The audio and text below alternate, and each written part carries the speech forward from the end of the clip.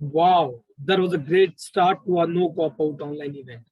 That is our curtain raiser to COP27, which is scheduled to begin this coming Monday. That was our theme song, and it captured the essence of Child Earth to activists globally who invite their peers and their adults to stand up and speak out in the support of their Mother Earth and seek strong policies, actions, and budgets for our common home. Those who are supposed to be panelists and are in attendees list, they can raise up their hands. You'll be promoted as the panelist. Hello everyone, welcome to our No Cop Out event, which we are certain will be engaging, impactful, and most importantly, purposeful. We have gathered together not just for another Zoom meet, but to a forum where our voices and shared chats and thoughts will input a global document that will recognize the child's of the rights of us children of today, but those of our grandchildren and our great grandchildren children.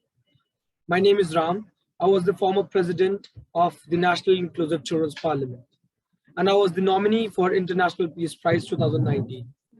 I, alongside Greta Thunberg and Divina Malong and other child activists, have been part of Nine is Mine since I was just 7 years old. I'm delighted to be a host for this evening. Welcome everyone. My name is Adiba and I will be your co-host for this evening.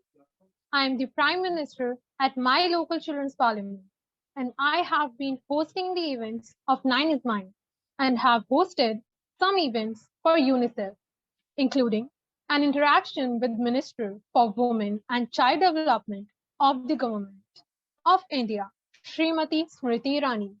I have been part of Pratyek for the last 4 years. I'm excited to be here because I believe that this event can make a difference to our world, and I have a significant part to play in that. I request you to please pay attention to some of our safeguarding announcements. Ima ma'am is our child protection officer. For any queries on child protection, you can write to ma'am at pratyek@pratyek.org.in. Please don't share any of your personal information like your contact number, social media handles, or any other kind of personal information. Please make sure that your chats focus on environmental issues and are child friendly and child appropriate. Please use respectful language.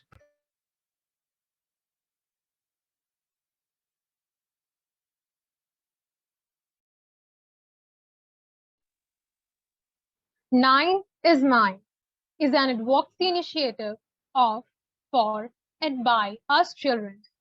The Nine is Mine campaign calls for 9% of the gross domestic product, GDP, to be committed to health and education. 6% goes for our education and 3% for health, as promised by the Government of India in 2004.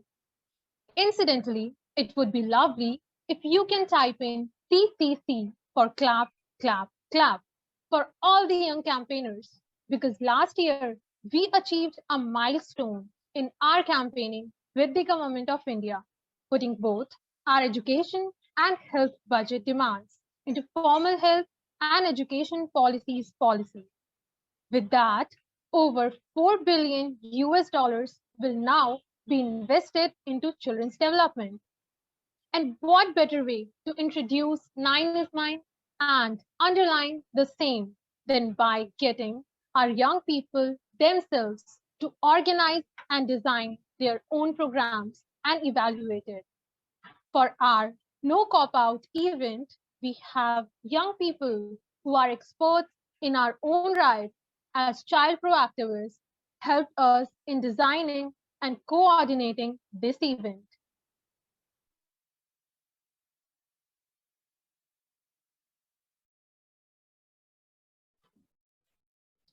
Our tagline for our event is 27 for 26. That looks like some strange date in the future. Sorry. 27 is obviously COP27. But what does 26 stands for? 26 emphasis on General Comment 26. which is an UN document that will reinforce the rights of children by underlining their ecological rights. So, we would like to ensure as young people that COP27 and every other global upcoming dialogue will underline the importance of ecological rights towards a strong UN General Comment 26. Before we move on with our event, shall we take a minute to connect with the pulse of our Mother Earth?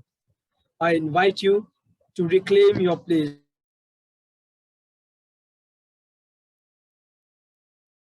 leads us into silence and stillness.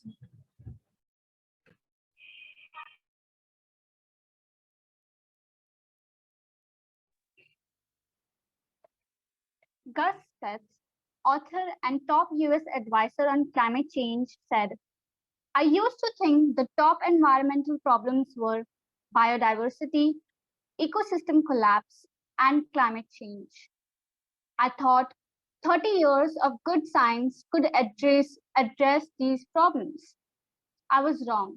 The top environmental problems were selfishness, greed, and apathy. And to deal with these, we need a cultural and spiritual transformation. And we scientists don't know how to do that. Therefore, he invited us to begin each COP session with a moment of silence to focus on the highest and the most possible outcome of the discussions at hand. I invite you to close your eyes and breathe gently. Your breath reminds you of your vital connections to the earth, forests, oceans, and soils that create the air you breathe. Envision the highest and the most possible outcomes of your deliberations for the people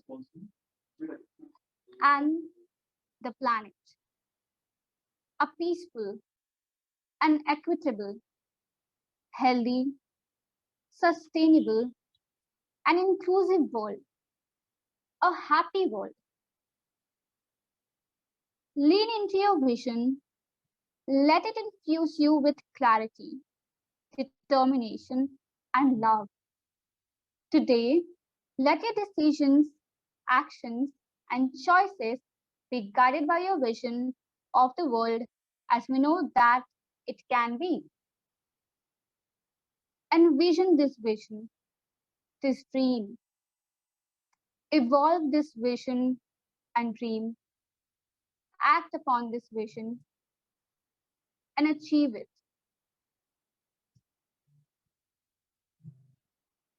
I invite you to gently open your eyes and bring this connection with our Mother Earth into our deliberation today.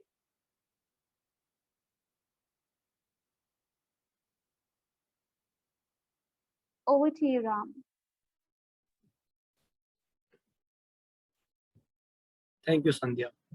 Had you ever like addressing the climate crisis and didn't know where to begin? Today, we give you an opportunity to engage with an advocacy movement of global and historic proportions. So those of you who are supposed to be on the panel, please raise your hand if you are in attendees list so that you can be promoted to the panelist list. You are all gathered here for a very important event, which we have entitled as No Cop Out. We all know COP27 is around the corner. Actually, none of us can cop out from the committing to reversing climate change and creating a greener, cleaner earth for the generations that will come. We have no choice but to deliver. Copping out is not an option, and hence we say no cop out. I request all of you to pay attention to each input and sharing and give us your recommendations for a stronger policy on ecological rights for us children. At the end, we'll be having an quiz competition where there are prizes for the winners. So pay attention and write down the detailed notes to the inputs of your speaker, which Naman will use to design the post-event quiz. Don't forget your pencil and paper. I re-echo what Pram said and remind you that we have gathered here for a significant purpose, creating a historical policy document that brings change to the global environment. We request you to give us your feedback on our evolving Charter of Demands on ecological rights for children. We request you to keep a pen and a paper ready to jot down any thoughts and ideas and add to our recommendations in the chat box, which we'll be recording and reviewing our Charter of Demand in the light of your sharing. COP stands for Conference of Parties. That is a conference of all the countries who have signed the United Nations Framework Convention on Climate Change. The purpose of COP27 is to bring governments together to accelerate global efforts to address climate change.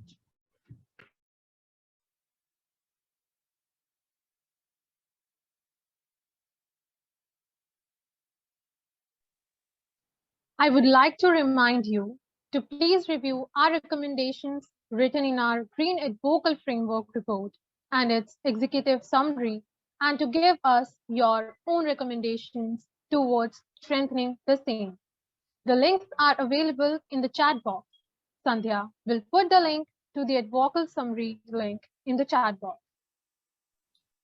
The COP27 conference, as you have gathered by now, will take place from 6 to 18 November 2022 in Sharm el-Sheikh, Egypt. We have organized this session where all of us can give our ideas and recommendations to the delegates present here so that they can take it to COP27 and make our voices heard. Isn't that a smart way to get ourselves children heard and recognized in Egypt, even if we children are not adequately seen around the discerning tables at Egypt? Let us watch a video which will help us understand COP27. Let's get together. Good afternoon, everybody. Let's get together. Welcome to COP. Let's get together. The Conference of Parties, otherwise known as COP, is the United Nations Climate Change Conference. COP takes place annually, and this will be the 27th edition since it began. These conferences bring together people in power, where they pledge the changes they will make to reduce their impact on climate change. Leaders must not fail. Now more than ever. Because time has quite literally run out. The main aim is to keep the rate of climate change to 1.5 degrees. It's now or never. State the obvious. There needs to be a collective change on a global scale to reach this goal. That's no small task. Let's get together. COP27 is being held in Sharm el-Sheikh, Egypt, and is taking place this coming November. It can and it must mark the beginning. Past speakers include Sir David Attenborough, Barack Obama, Emmanuel Macron, Prince Charles, and many others. Your Royal Highnesses, Excellencies, ladies and gentlemen. It's time we all start gathering round. Let's get together. If you want to go far, go together. Because climate change is man-made. To join us at the heart of COP27, live from Sharm el-Sheikh, like and subscribe to One World Network. Like family.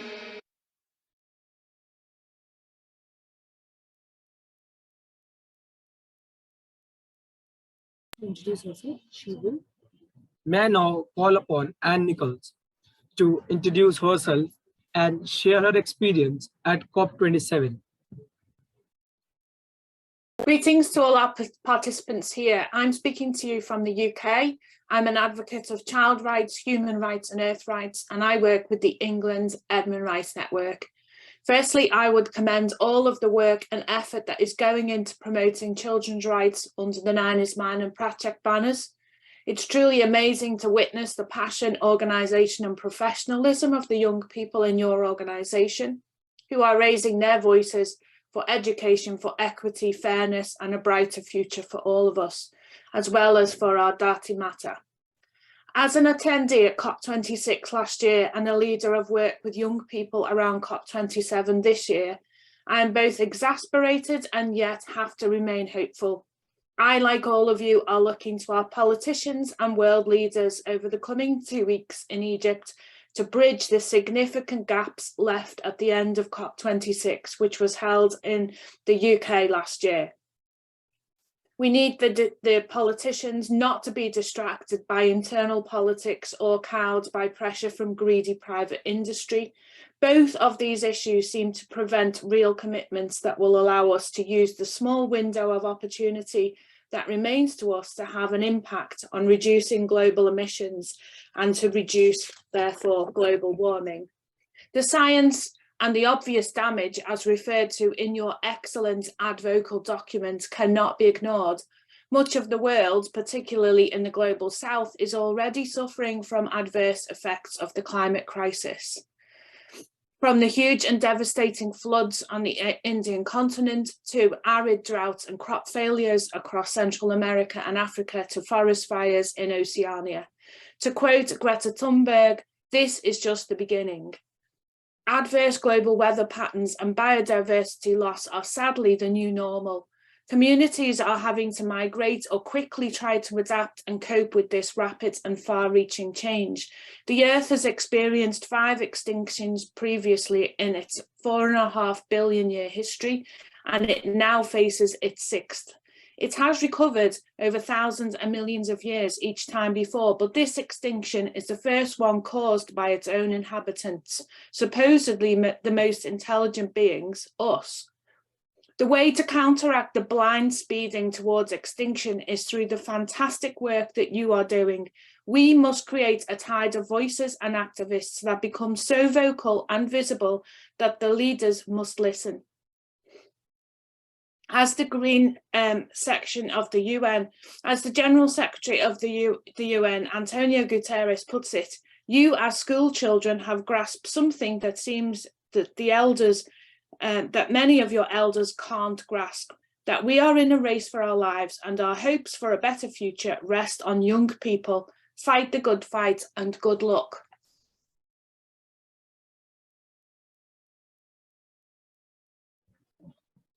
Thank you so much, ma'am. That was inspiring.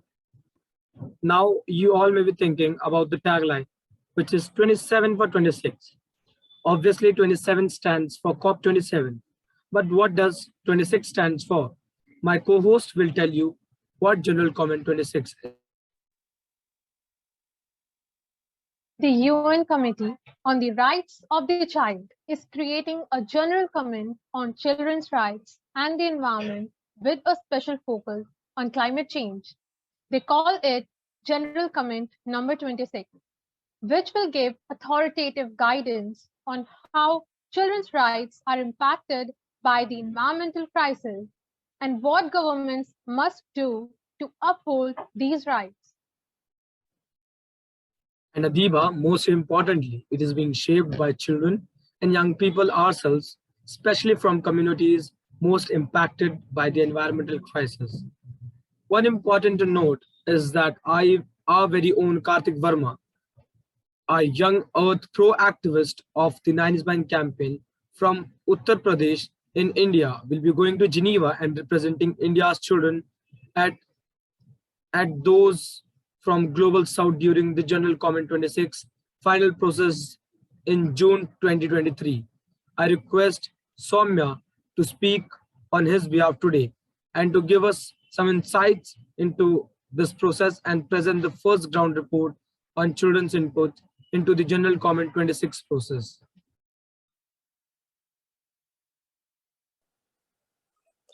Greetings everyone, this is Soumya here from Haveri, Karnataka. I'm currently working as a volunteer in a team which is helping in the preparation of General Comment 26. You might know about climate change and its impact, especially on child rights. Now let's look upon a video which clearly depicts of why we actually need General Comment and various other measures. Video please.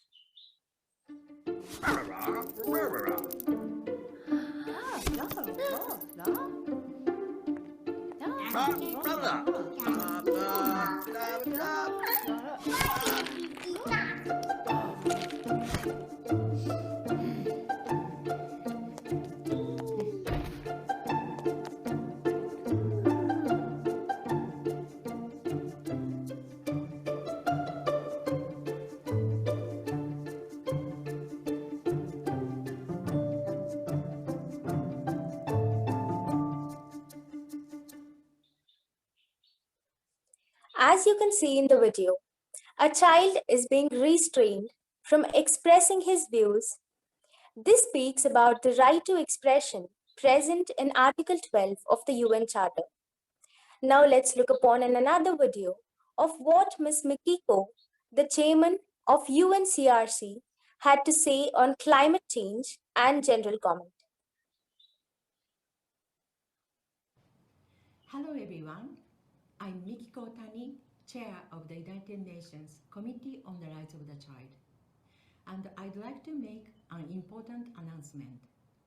The Committee on the Rights of the Child has decided to deepen its focus on the environment and climate change.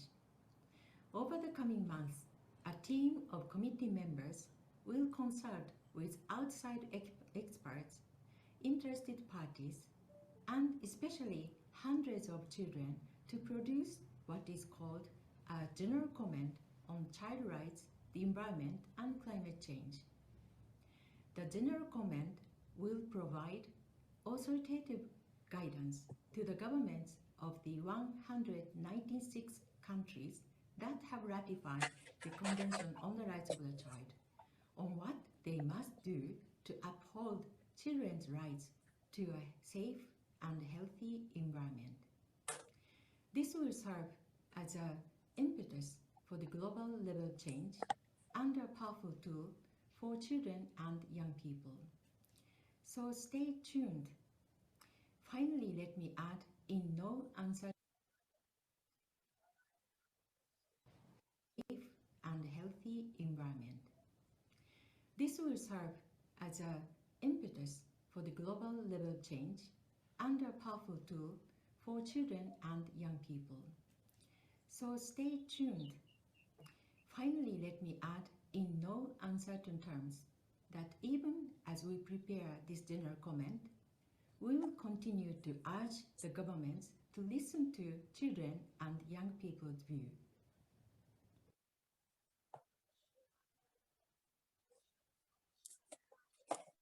By now, you might have got an idea what General Comment 26 is. Let me explain it to you in detail of what exactly General Comment 26 means. General Comment 26 basically is a guide to the governments of 196 countries who have signed the UNCRC Charter to uphold and protect the environmental and climate change rights of children and provide them with a healthy environment. For the first time ever in the history, a child advisory team has been created, which consists of 13 young people specialized in environmental work from across the world. They are helping guide the UN Child Rights Committee in building and spreading awareness to General Comment 26. To gain in opinions and views on climate change and child rights, the first round of consultation was conducted from 31st March 2022 to 30th June 2022. We are amazed to receive responses from 7,416 children across 103 countries. They shared their views on their rights and environment and climate change. According to the findings of first round of consultation, 88% of children think that climate change and environmental damage are threatening future generations of children. 67% of children think that environmental damage affects some children more than adults, such as those living on small islands and depending upon nature. Whereas only 41% of children report that they can access help if their rights are affected by environmental damage or climate change. These findings would help in the preparation of General Comment 26.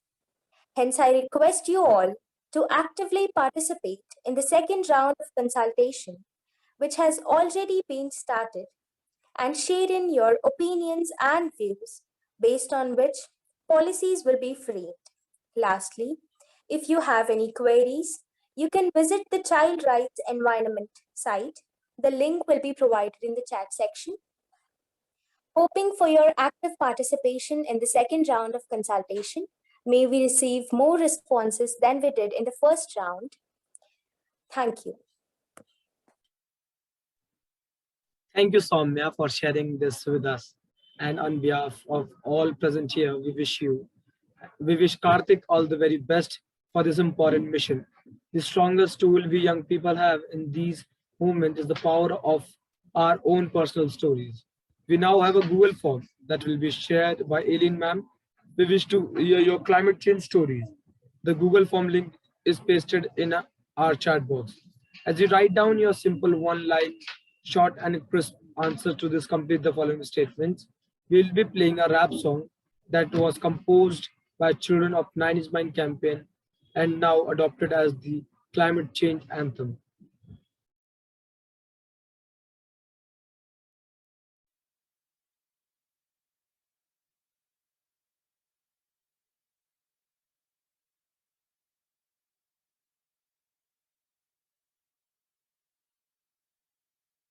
Earth is done. She's just trying to survive. Stopped in the air. Why is our love trying from her life? Yeah. Wanna be a sinner for a mother's death. Make a breakdown with her every breath. What's the point in crying after she gonna be dead? Don't you realize? Don't you realize? Do you just wanna be a burden on her head? Do you think you're too cool cause you just don't care? Do you think your existence is even fair? Want the future to be our grave? She's not our slave. It's more sadder than having more plastic than efficiency. Lessons cruelly dark, the sins of you and me. It's more sadder, we're stuck in our lives, our cries are bleeding through our knives. Made thousands go extinct, and we criminal of all times. Criminal of all crimes, yeah.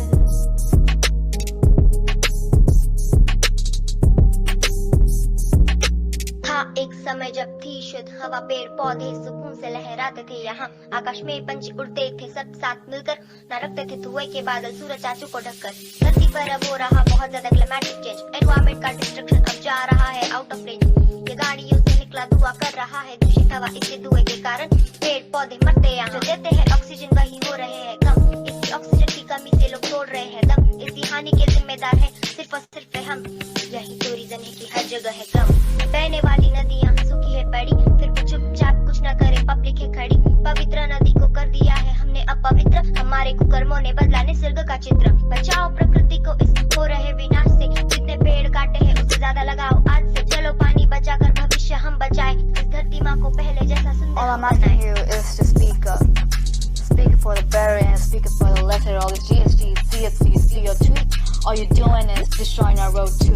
You're changing the weather, hot or cold like a heater. So speaking for change, Please speaking fill for in the your better. Google forms Today is happiness, that we have networking, shared. and minds. So Please stop now share in and your lessen the stories future's price. at the Climate Google change is really bad. See, the future's really sad. Calamities that we've had was a fun, and that's why they keep on protesting, relaxing, so the next generation will keep on preparing. न रखते थे धुएं के बादल सूरज चाचू को ढककर। धरती पर Please हो fill रहा in your बहुत Google ज्यादा forms climatic change, that has been shared to the chat जा box. रहा है Please out fill in of your climate change range. stories. गाड़ियों से निकला धुआं कर रहा है दूषित हवा, इसके धुएं के कारण पेड़ पौधे मरते यहाँ। जो देते हैं ऑक्सीजन वही हो रहे हैं कम, इसी ऑक्सीजन की कमी से लोग तोड़ रहे हैं दम। इसी हानि के जिम्मेदार है सिर्फ और सिर्फ हम, यही तो रीजन है कि हर जगह है गम। बहने वाली नदियाँ सूखी है पड़ी, फिर भी चुपचाप कुछ न करे पब्लिक है खड़ी। पवित्र नदी को कर दिया है हमने अपवित्र, हमारे कुकर्मों ने बदला निसर्ग का चित्र। बचाओ प्रकृति को इस हो रहे विनाश से, जितने पेड़ काटे हैं उससे ज्यादा लगाओ आज से। चलो पानी बचाकर भविष्य हम बचाए, इस धरती माँ को पहले जैसा सुंदर All I'm asking you is to speak up. Speak for the better and speak for the lesser. All these GST, CFC, CO2. All you're doing is destroying our road too. You're changing the weather, hot or cold like a heater. So speaking for change, speaking for the better. Today's happiness may cost tomorrow's very nice. So stop now and lessen the future's price. Climate change is really bad. See, the future's really sad. Calamities that we've had was a fun, and that's why they keep on protesting, relaxing, so the next generation will keep on preparing.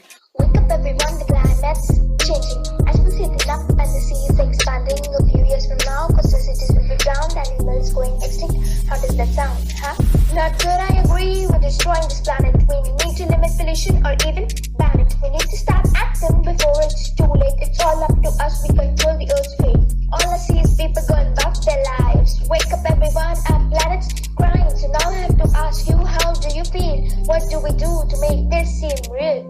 seems to me that nobody understands the scale of this problem, the destruction of this land. Our government is caring only about the capital, clearing forests in the name of development.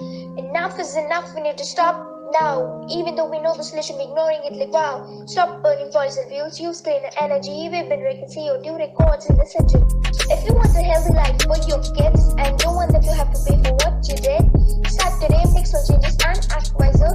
Let this be a gift from Mother Earth. Let's spread it.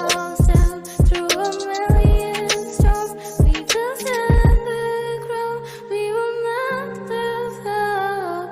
Save Mother Earth from our own demons' curse. We will heal your scars. Mother won't let you go. We'll survive. Won't let your heaven die. Won't let you fade away. Won't let you break down. We will wipe the darkness in your eyes. We'll let you demonstrate the light from your life. You're our life.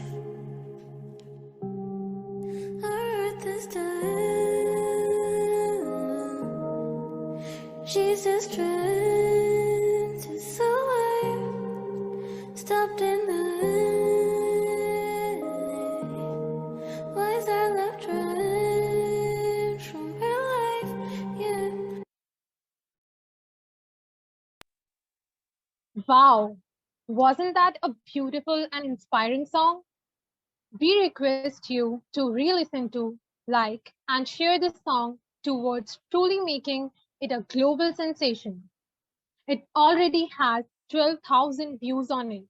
We now have Sandhya from Mumbai amongst us, who has been actively engaged in climate change and child rights issues.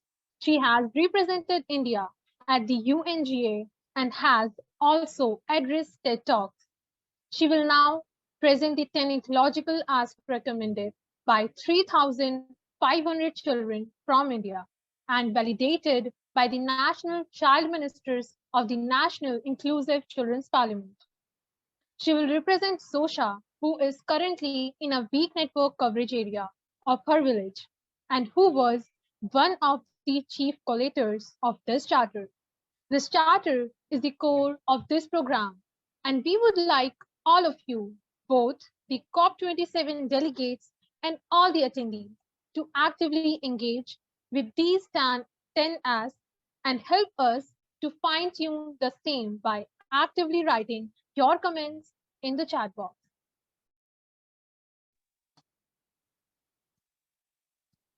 Thank you, Adiba. I think I'm very honored to be present here and speaking on behalf of Zosha Khan, who played a major role in compiling all the recommendations into top 10 ecological rights come recommendations of children. So without further ado, let me introduce you to the first recommendation. Next slide, please. Next. Yeah. My green right to holistic green education.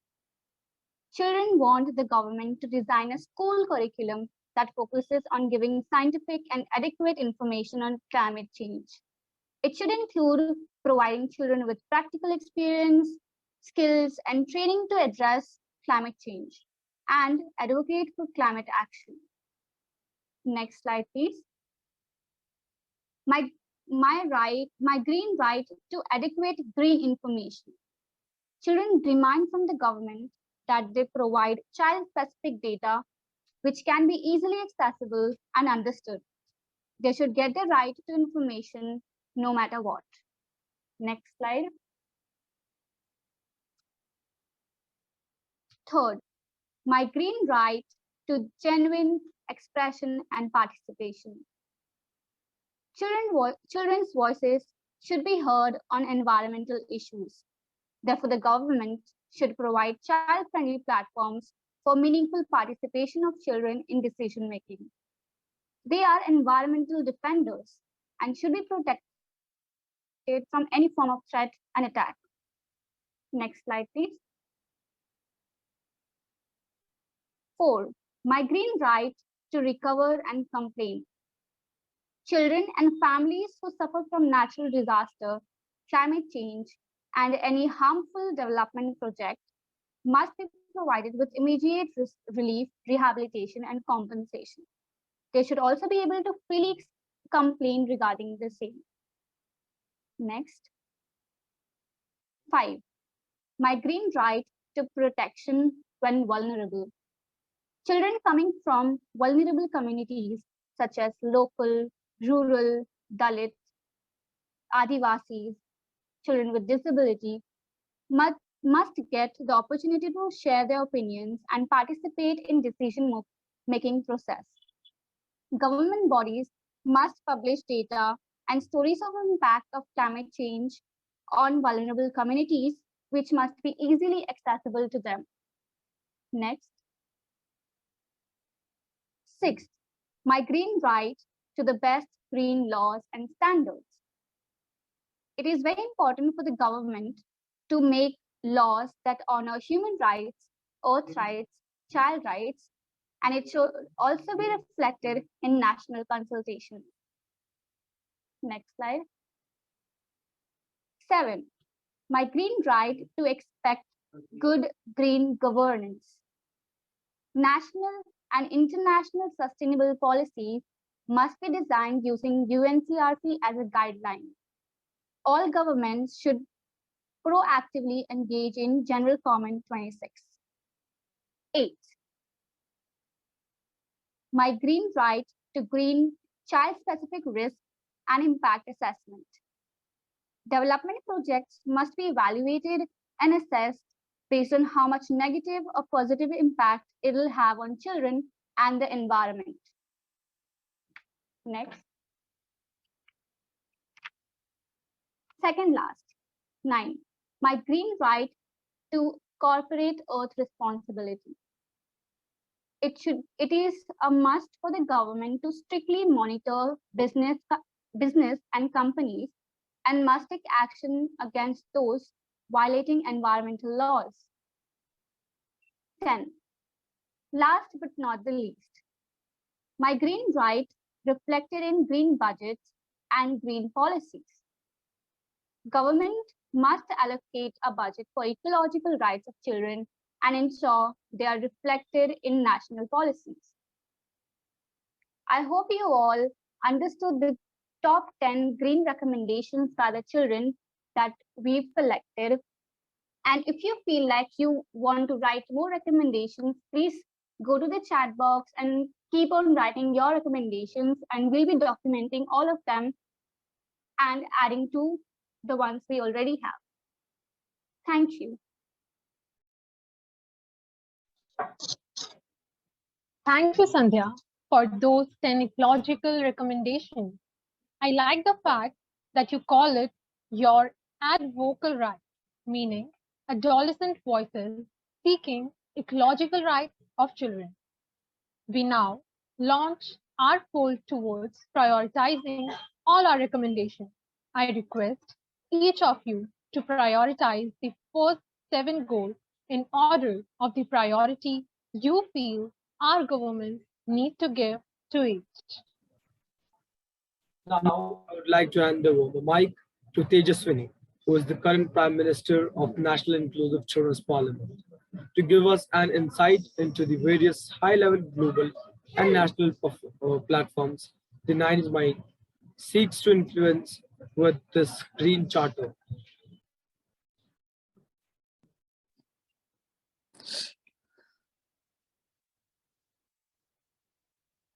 We may not be voters, but if we vote is an acronym for voice of the empowered, then we can choose to be that and the voice of the earth, voice of the endangered species, voice of the excluded children. We will vote with our voices and we will vote with our feet. Now, I'm going to give you the roadmap ahead. Today's program is not just another Zoom platform you're attending, but basically, we're giving you the purpose of what we're doing now. You're creating a policy for the world to honor from now on your ecological rights. Today, you hear us strongly saying earth rights are child rights are earth rights, and earth rights are human rights. Next slide. No COPE out. As you all might know, by now we are gathered here to address our recommendations to delegates present here who will take it to the COP27 to share with the COP27 about what they expect and what they think about our ecological rights framework. Asia level event. Yesterday, Karthik had organized with his team an Asia level consultation with children on advocating about the importance of child rights being at the center of decision-making process on environment and climate change. Stay in touch with Pratyek 9 for further details to be involved in such consultations. Next slide. COP27. COP27 will be held from 6th to 18th November 2022 in Sharm el-Sheikh, Egypt. Two children from UNICEF, Arna and Arya will go there from India. Next slide. OHCHR UPR India, November 2022. Violet from India will be going to Geneva, taking our ecological rights framework and other demands to India's review of human rights. G20 Summit Bali, November 2022. The 17th G20 Heads of State and Government Summit will take place in November 2022 in Bali. COP CBD, Montreal, Canada, December 2022. We'll be sending to Canada as well. COP CBD is a convention on biodiversity. It's a little different from what we're doing now about climate change. General comment 26. So our friend Karthik will be taking to the General Comment 26 in Geneva next year. Next slide. National Budget, New Delhi, March 2023. We're going to meet Ms. Nirmala Sitharaman, Finance Minister of India, and say it's okay to talk about ecological rights. We must have child rights budgeted in education, health, environment, and for the most vulnerable of India. Next slide. HLPF, New York. The Summit of the Future, September 2023. So the UN High-Level Political Forum on Sustainable Development, HLPF, will convene at the level of heads of state and government under the auspices of the UN General Assembly, UNGA, in September 2023, marking the midpoint in the implementation of the 2030 Agenda for Sustainable Development. The SDG Summit will carry out a comprehensive review of the state of the SDGs, respond to the impact of multiple and interlocking crises facing the world, and provide high-level political guidance on transformative and accelerated actions leading up to the 2030 deadline for achieving the SDGs. The outcome of the summit will be a negotiated political declaration. Next slide. National Policy on Children Review. We're going to try and go back to the Ministry of Environment, Child and Women Development and say, review your national policy because it's very silent on environment, ecological rights, children participation, and other important things. Next slide. In MCOP, you've heard about MUN, Model United Nations, and sometimes MOC in UN, we are intending to have NMCOP, where IN emphasizes inclusive of all social economic background, India, and international standard.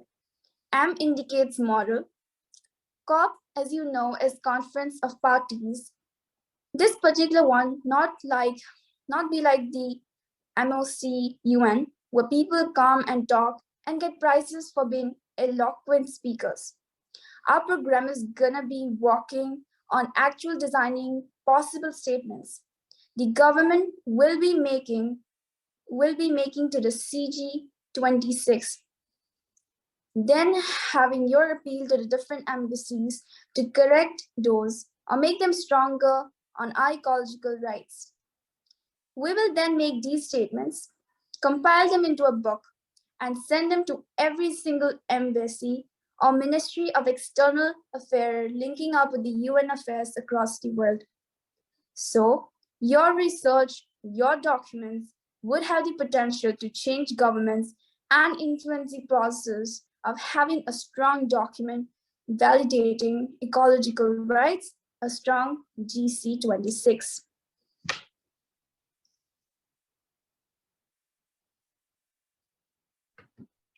Thank you, Tejaswini. I wish you had all your Council of Child Ministers the very best as you seek to make real these rights for children, if not all the members of Earth community.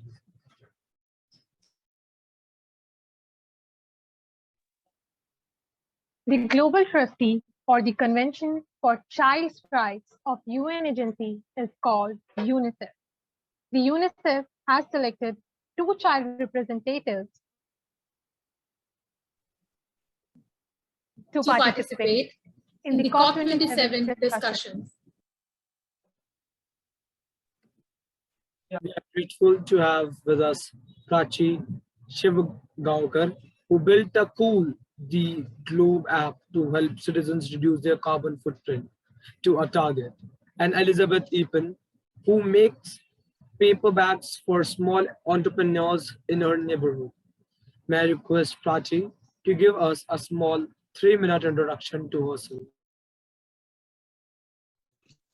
Thank you so much for inviting me here. You, Ariba, Violet, Tejaswini, everyone who presented before, and or everyone who's in the audience. I'm so inspired by all of you. Because when I was your age in school, whenever my teacher would speak about the environment or climate change, I used to roll my eyes and think, not another boring lecture. I wasn't thinking about saving the planet, but you are. And that inspires me. As we speak, both Elizabeth and I are on our way traveling to COP27. And I see that 600 people actually in the audience.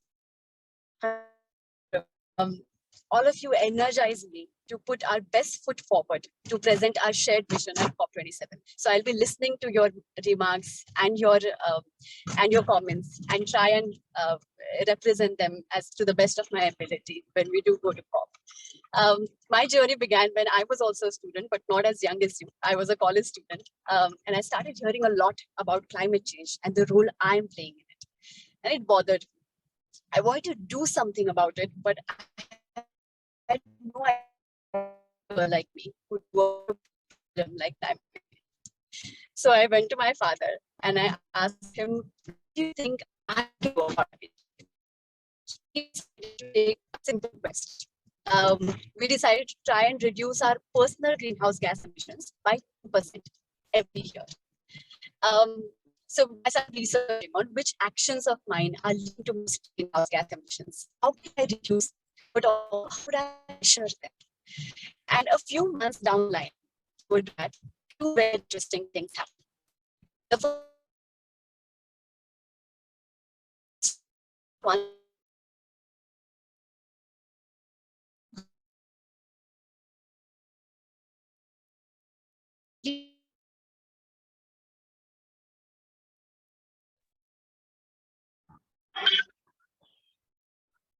Prachi, we're having problems with your connection.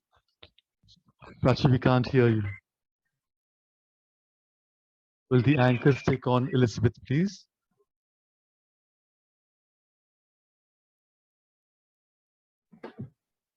Hi, everyone. I think Prachi has some network issue because she's traveling to the airport. So I'll just continue with my part. So myself, Elizabeth Ethan. I'm a resident of Pathanamthitta district of Kerala, which is the southernmost part of India. So I'll be one of the four youth representative who will be talking about climate change and creating an environmental consciousness among students at COP27. I'm really excited to be here because I'm really happy to see that children of your age uh, are ready to raise their voice for climate change and are aware about the issues that Earth is currently undergoing when the others are not. So it's a great responsibility that you've taken, and it's a great appreciation that you deserve, because this is the right time that you should start, because small steps lead to big differences. So to talk of my journey, the greatest inspiration that I received in creating environmental consciousness would be my college, which is St. Stephen's College, New Delhi. As a first year who was absolutely not aware about college or its academics, the Environmental Society of St. Stephen's College gave me the inspiration to understand that awareness creation and campaigns is a step that is already taken, and now it is time to implement solution. Now it is the time to take action. So we were fortunate enough to conduct a series of activities in college, starting from animal welfare. We initiated waste segregation policy in hostel for the first time, wherein we installed blue bins and yellow bins, which clearly segregated waste and made sure that the waste was recycled.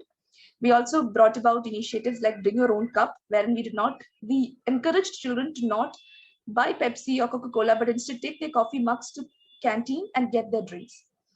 We also made sure that we conducted events like Earth Art, wherein we instilled in children and youth the importance of knowing the situation that Earth is currently going on.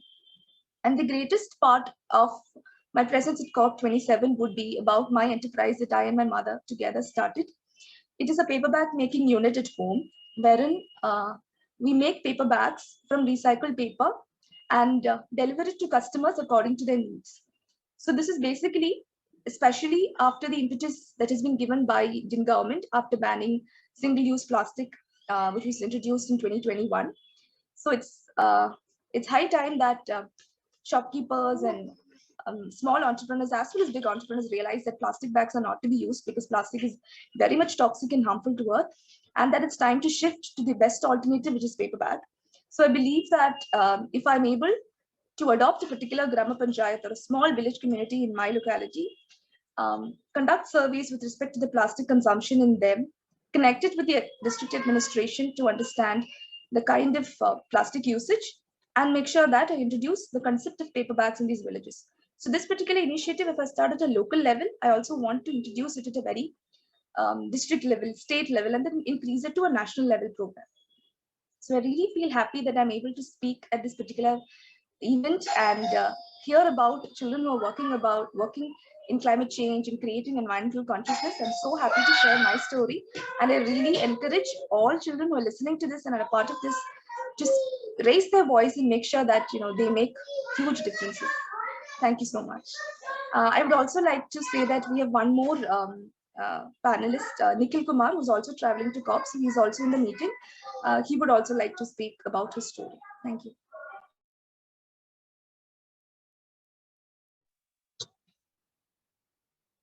Thank you so much, Elizabeth and Prachidi, for this. And we can understand that Prachidi is traveling right now, and still she joined and shared her story. Thank you so much for that. And Thank all you the so best for your much. traveling. Thank you.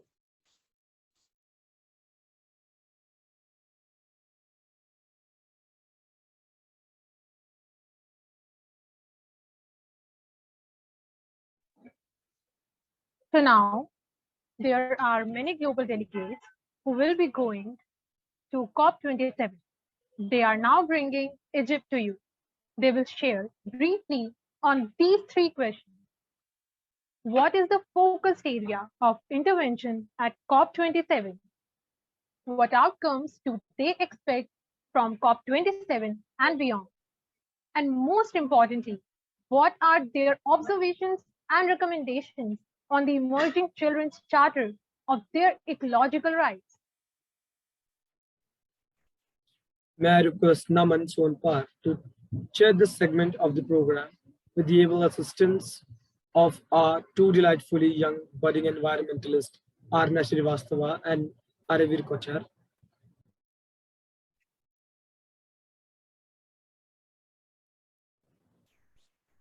Namaste everyone. Thank you for calling me over Ramanadita. I'm a 9th grade student, the founder of Hare Koshish, and a young campaigner at Save Children India. I'm a recipient of the Changemakers of India Award 2019-2020 by the Tale of Humankind and the Times of India. And I won the Most Promising Candidate Award under the Pro Activist of the Earth Award category in the Just Right Kids Awards by Pratyek.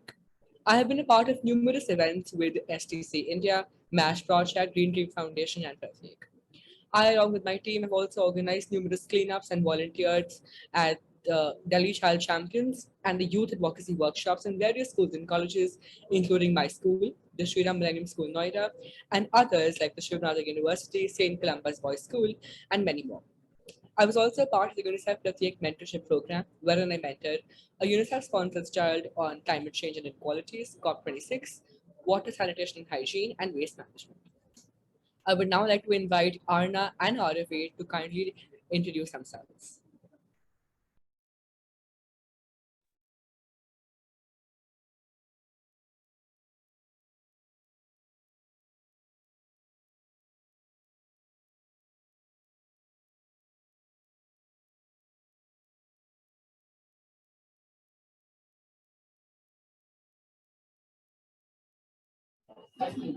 Arna, you are not audible. Could you please just adjust the technical issues?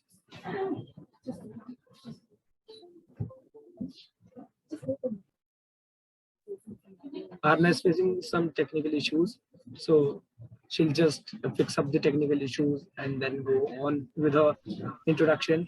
And she has a lot of things to say. She has done a lot of work in this climate things and in this field. I then request Aravir to please continue with the introduction.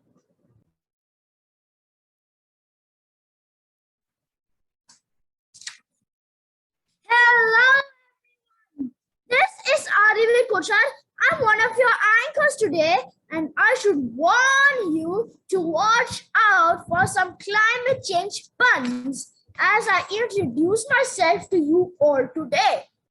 Now, before we take off discussing this hottest topic of the century, I would like to tell you a little bit about myself as an icebreaker.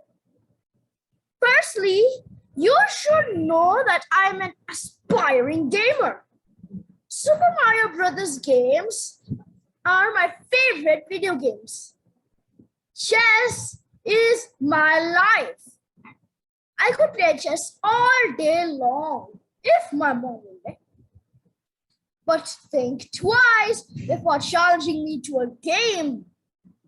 Things may get pretty heated up. I love ice cream so much that I'm thinking of becoming an ice cream seller when I grow up. Phew! I got carried away talking about myself.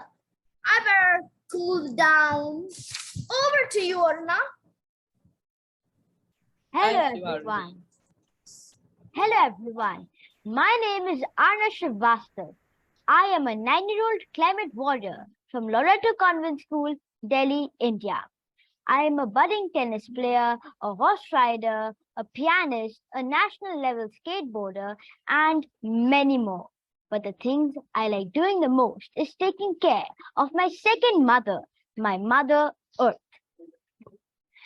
I'm also the recipient of the Just Right Kids Award from Pratyek and also the youngest recipient of the Mahila Vishist Ratna Samman Award, which was awarded by Smriti Rani to me. I am a founder of Plastic Shunya, a movement aimed at educating young people about the perils of single-use plastic. Shunya is a Hindi word for zero. Therefore, plastic zero or shunya. I also work actively to safeguard Sanjay 1, a green lung of Delhi, which is in India. This is facing commercialization. I am safeguarding Sanjay 1 through my movement Save Sanjay 1. Thank you. I must warn you not to let my innocent little face deceive you. I am an extremely strict timekeeper and I'm very swift with my belt.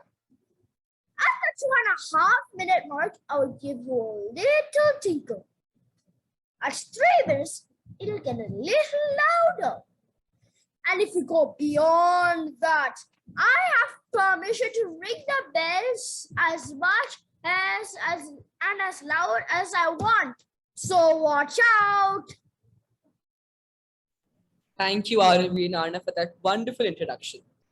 As some speakers had to leave us early, there's been a certain shuffle in the order of how we're going to be proceeding today. And before I begin, I would like to apologize if I'm pronouncing anyone's name incorrectly.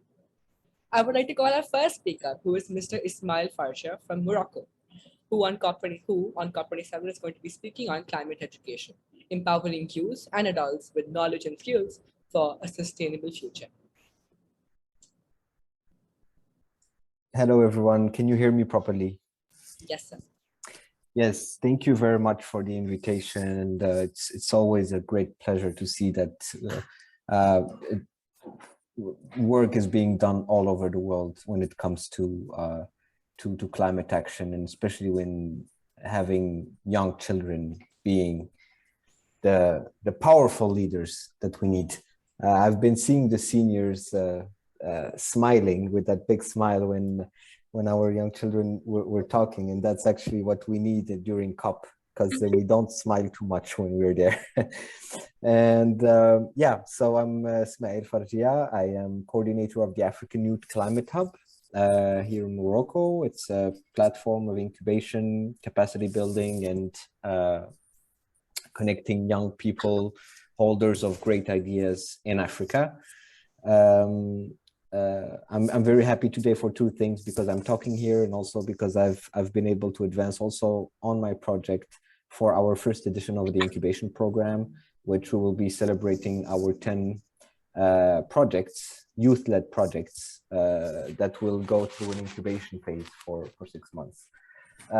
What we'll be doing in COP27.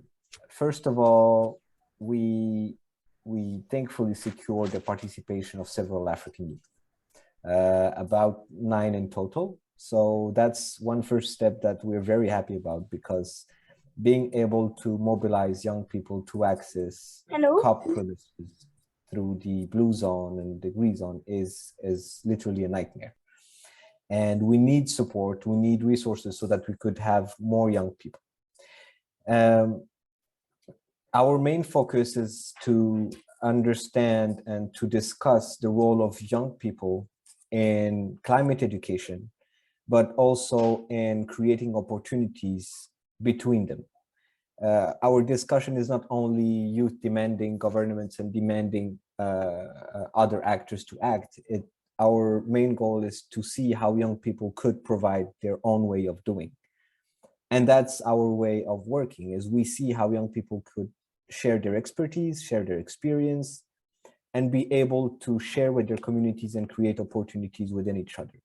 And that's why we have several events happening through the whole 2 weeks of COP27, in which our young people will be speaking. They will be present at an exhibition booth with several other partners to discuss about the importance of climate education and how to reduce the knowledge gap in Africa about climate knowledge, and be able to create opportunities for youth in order to concretize their ideas and be able to learn themselves on how to act for the climate and promote sustainable development. So this is briefly what we are trying to do at COP. And something very important is that in the demands that have been read in the beginning of this event, we are already addressing about 3 or 4 items of them. So what is good is that we are very well aligned globally on the different actions that we are doing. So this is all for me, and I wish you good luck. And thank you again for having me in this wonderful event. Good luck. Thank you so much for joining us.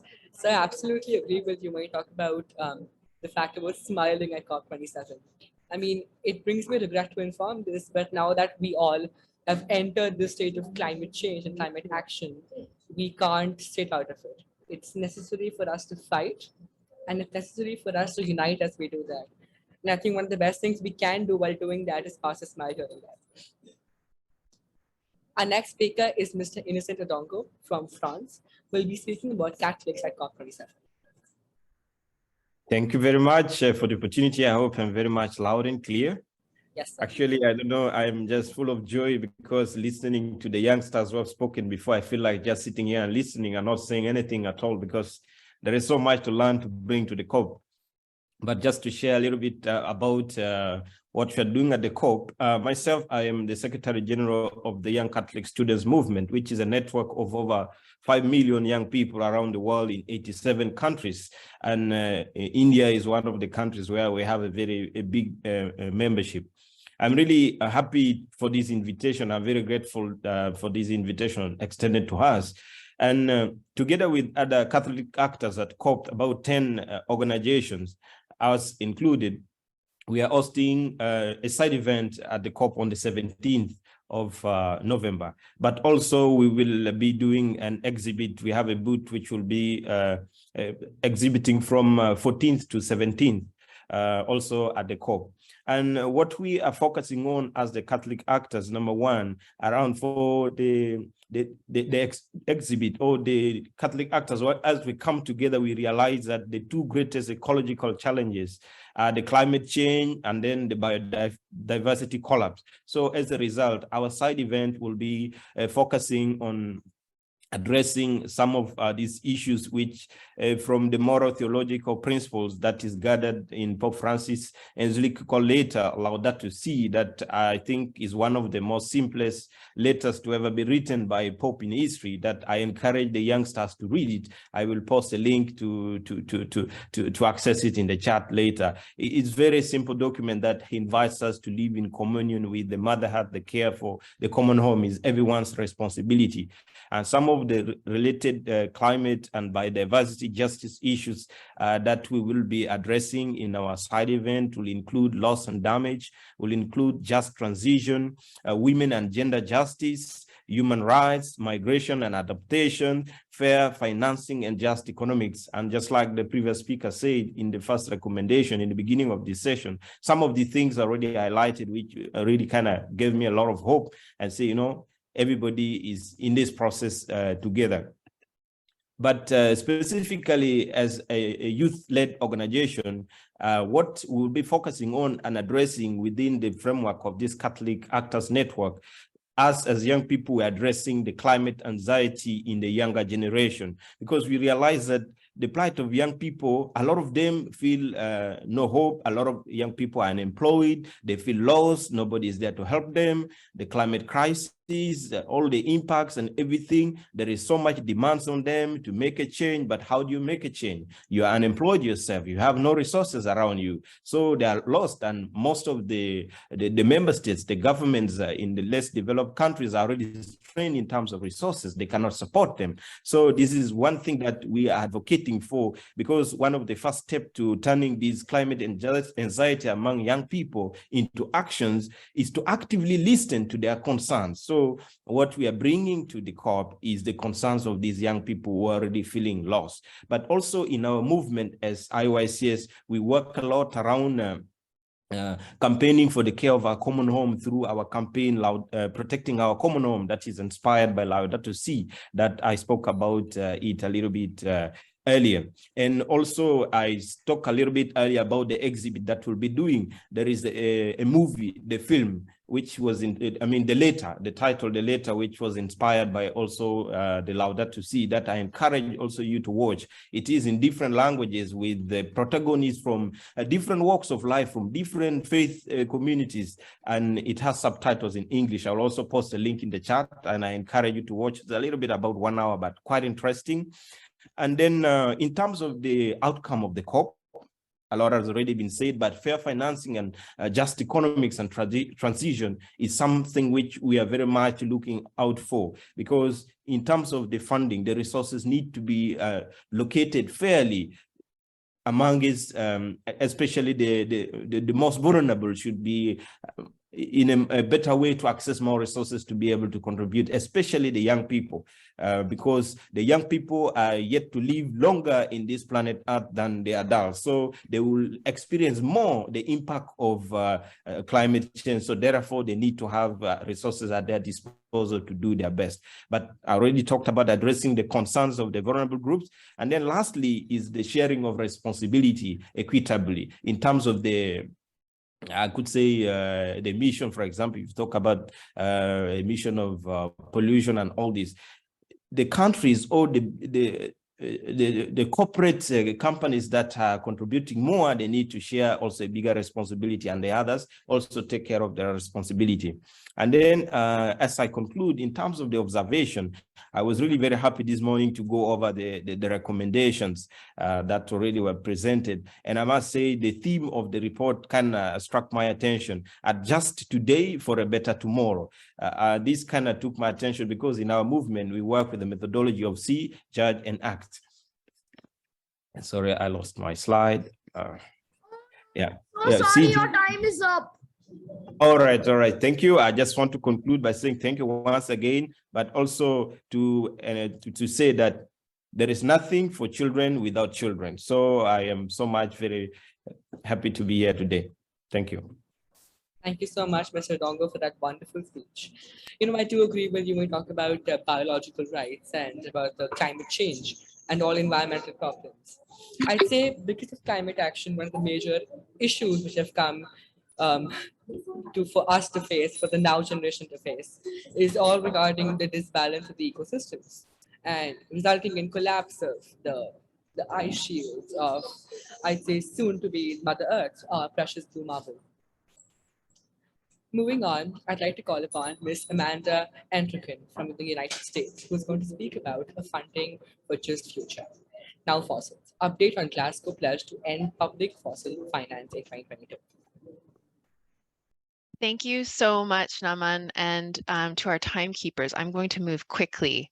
I'd like to start with a note of immense gratitude for including me in today's session. I am really so honored to be here with all of you, and I'm blown away by the work of our moderators, the speakers, the ongoing work of 9ismine and PryTech. I have a 2-year-old and a 5-year-old, and my hope is that they will be a part of your incredible effort in just a few years. My name is Amanda Entrekin, and I am the Director of Global Affairs and Advocacy at Habitat for Humanity International, based in Washington, D.C., the United States. Habitat for Humanity International is working in 70 countries around the world.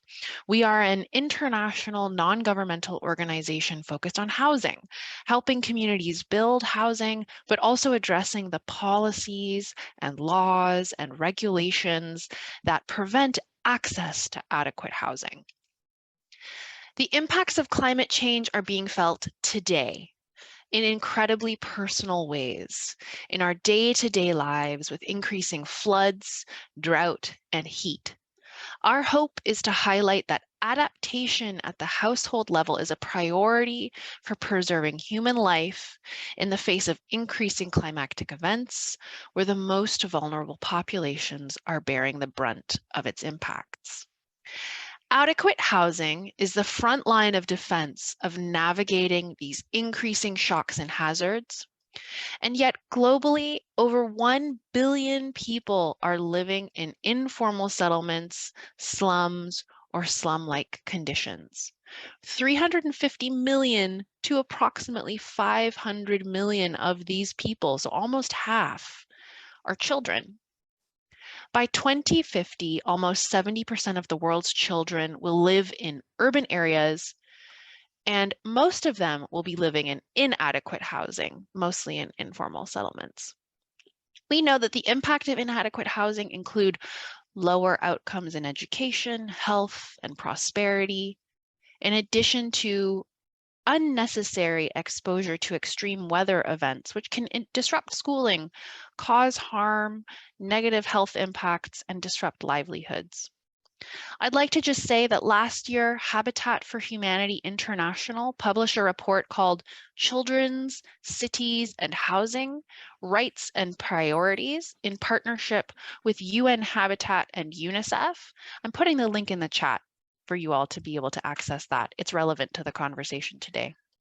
Regarding COP27, this is Habitat for Humanity's first time at COP27, and we're going to be focused mostly on adaptation and ensuring that also the global housing gap isn't overlooked when we talk about carbon reduction in cities. We're going to have a side event on November 10th focused on housing and climate change adaptation. Your time is up. Oh, okay. Can I make my recommendation? My time is up. I just recommend, I reviewed the emerging child rights, ecological rights, and I'm really impressed with it. I would just recommend that there's a focus on adaptation in SDG 11.1. I wish everyone luck in the work in the weeks ahead, and I look forward to being an ally. Thank you for including me today. It was a pleasure to hear you, Ms. Amanda, today. And I absolutely agree with you on everything you've spoken today. Adaptation forms a major part when we talk about the problem, which I'd say what I call us the now generation, or in my words, the generation restoration is what we're stuck in. And you know, it's true, climate change had started from a local level, but it's now gone from local to global. And it is very important to understand that climate change is not just a science problem. It's also a reflection of our moral behavior and our code of conduct as humans. And before I continue with the next speaker, I would like to make an announcement. If anyone has any questions for any of our speakers, I request you all to kindly put in the questions in chat, and we'll be taking those questions very soon. Thank you so much, Ms. Miranda. Our next speaker is Ms. Sophie Shields from the United Kingdom, who's going to be speaking on the global engineering view, delivering an equitable, sustainable, and low carbon resilient world. Hi everyone, my name is Sophie Shields and I'm based at the One Ocean Hub in Glasgow, Scotland, the home of COP26. We are an international programme of research for sustainable development, working to promote fair and inclusive decision-making for a healthy ocean where people and planet can flourish. And as part of that, we have a working group on children's rights and the environment, which is why I'm joining you today. So thank you for having me. Hello and namaste. The ocean is essential for the achievement of all children's human rights, as the provider of half the Earth's oxygen and as a provider of nutrition, livelihood and culture. And thus far, the ocean community has been quite pleased with the inclusion of the ocean in environmental decision-making, such as that in the Glasgow Pact. But we know there is no real indication yet that youth voices and the voices of children have been truly listened to and acted upon. And so we're all here today to hold on to the fact that this is not enough and there's plenty more work to come to fully realise all children's human rights in the context of climate change, as well as the ocean, biodiversity and toxics. And so for COP27, our three key messages are that we require consideration of children and their rights in relation to all aspects of ocean-based action, including blue carbon initiatives, adaptation, loss and damage, and incorporating guidance in from, as we've spoken about already today, the forthcoming General Comment 26 on children's rights and the environment. Also, we advocate to develop guidelines on ocean-based adaptation to strengthen resilience, limit losses, and protect and uphold children's rights, and that we explore how action can support with respect to adaptation and loss, operationalising us to limit ecological and human rights impacts of the ocean and things like ocean acidification on children's rights together. We're involved in COP27 in over 15 events, so I hope you look out for us. And we've collaborated with a coalition of child rights experts on 2 position papers that I'll post in the chat. And so finally, I know time is really tight, so just reflecting on the 10 children's recommendations. It's important to us that we remain alert to the need to raise attention and demand to the consideration of children's rights, including those at an international and local level on education and participation and things like that. We continue to highlight the impact of degeneration on the ocean, including new negotiations on a plastics treaty, on marine biodiversity, and the regulation of deep seabed mining, and how they are and will stalemate the fulfilment of all children's human rights. And I'd just like to say you're doing an excellent job. The 10 recommendations are fantastic.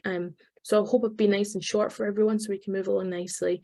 But yeah, just kudos to all of you, and I hope that we can work together again soon. Thank you for listening. Thank you so much, Ms. Sophie. When you talk about child rights and earth rights, I think it's very important to understand that earth rights are child rights. And if there's anyone who can drive the change, it's us children, it's the now generation. Moving on to our next speaker, we have Mr. Happy Kamburi from South Africa, who's going to be speaking about launching just transitions in Africa, green skills, behavioral change, and social dialogue action.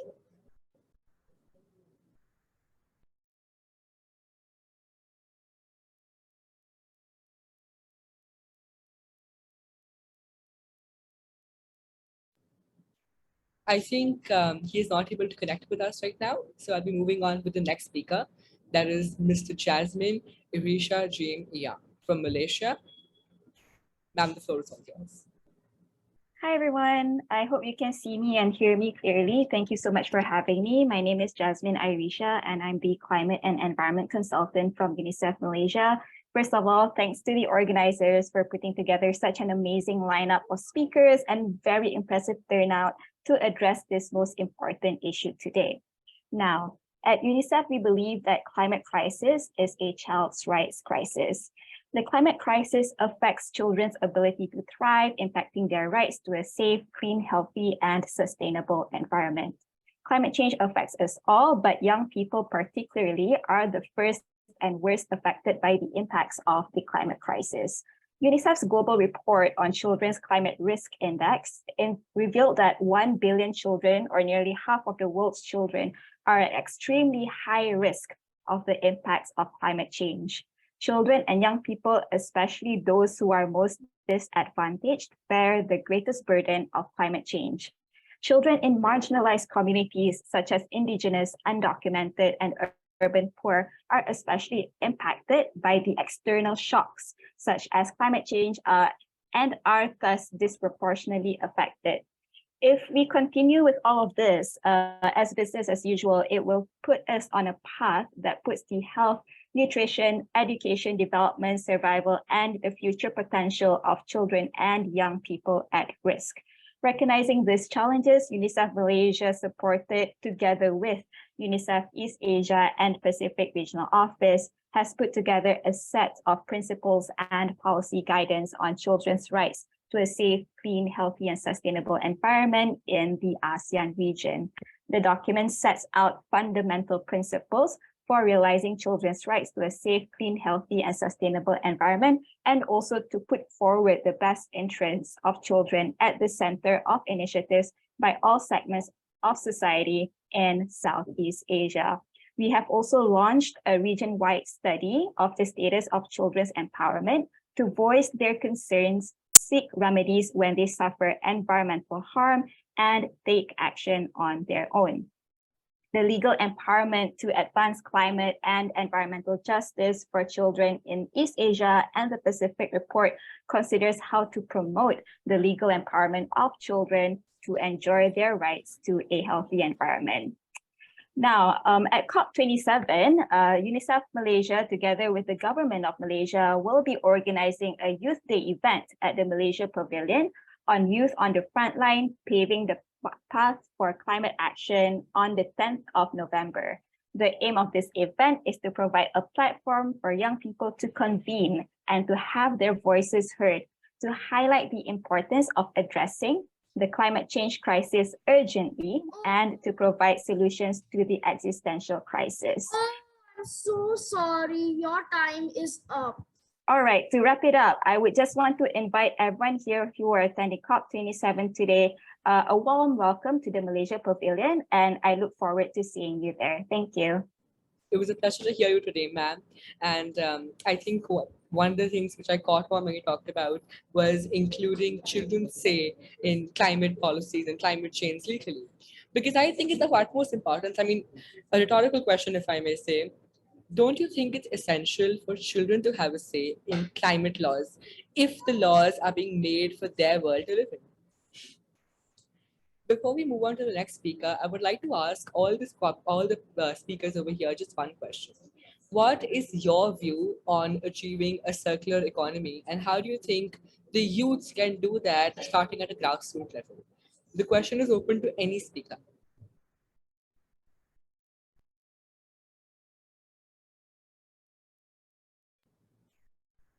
I'll repeat the question once. What do you all think is the reason or is the way in which we can proceed so that we can create a world which circular economy, and how can the youth start to do this if we want to start the aim of circular economy at the grassroots level? Any speakers who have spoken or are yet to speak are welcome to answer this question. Ms. Jasmine, if you would like to please go ahead. Yeah, sure. If I may jump in and allow the other speakers to add in after this, you really pointed out a very good point in terms of youth mobilizing and taking their action moving forward, right? Because while we talk about youth being at the brunt of the climate crisis, we often forget that the young people are not just passive victims, but also active change makers.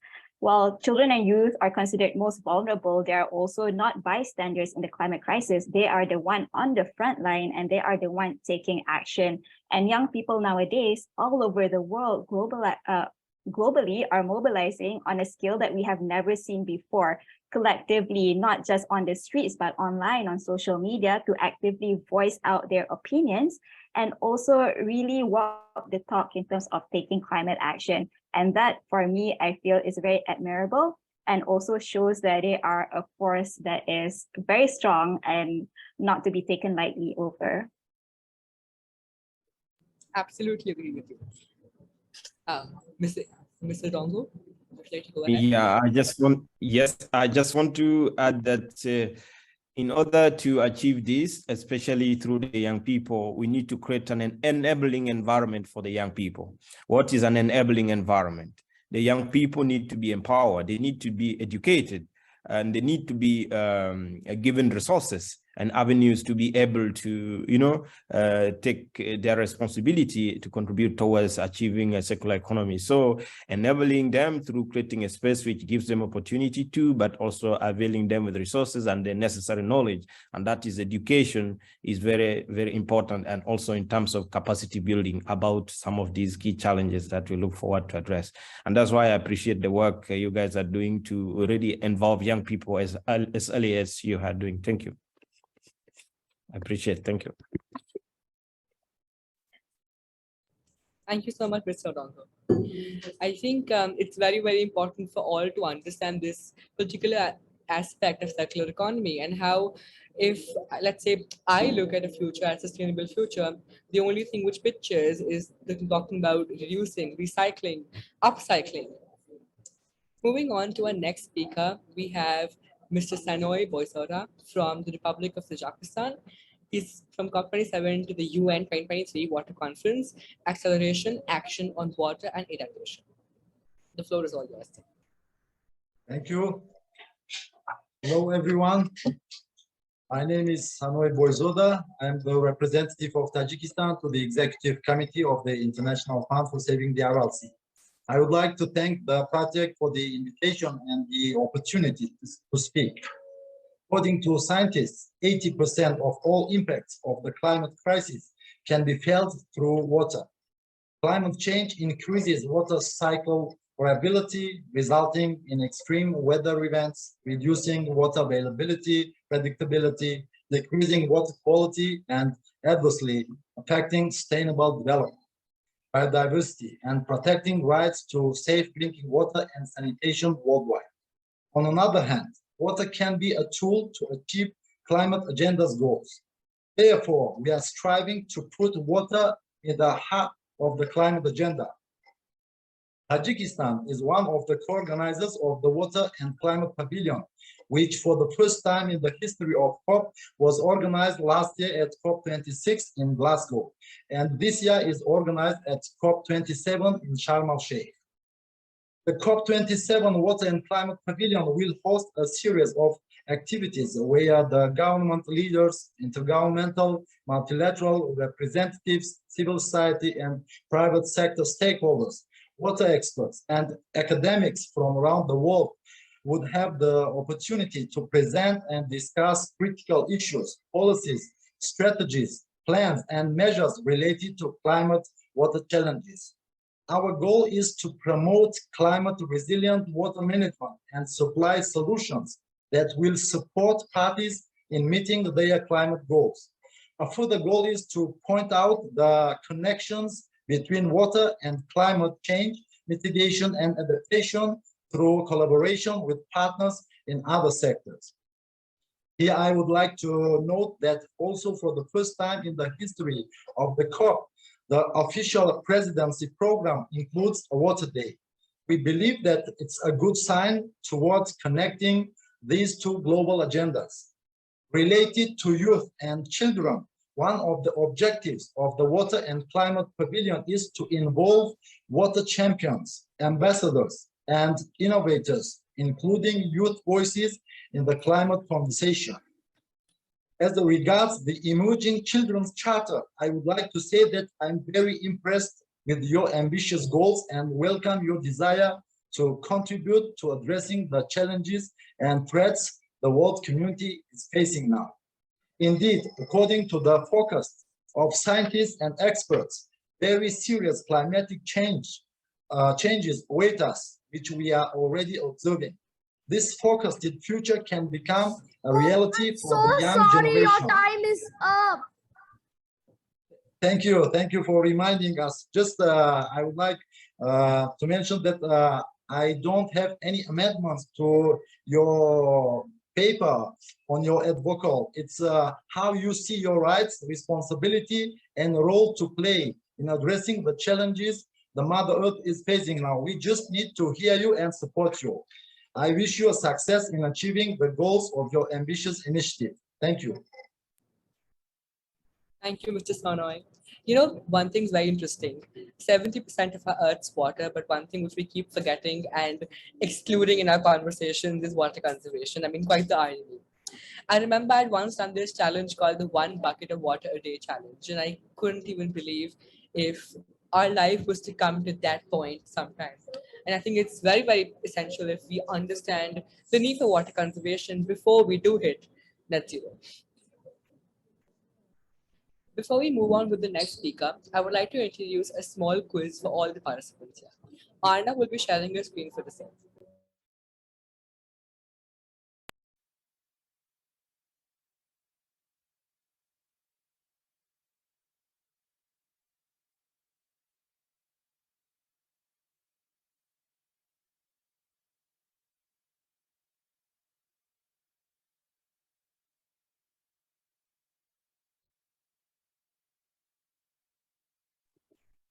Thank you all the speakers for this insightful and informative session.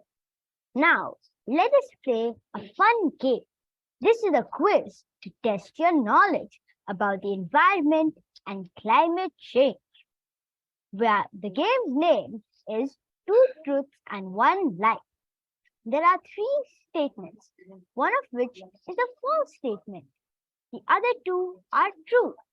You have to pick up the false statement and that would be the correct answer. Please raise your hand to answer these questions.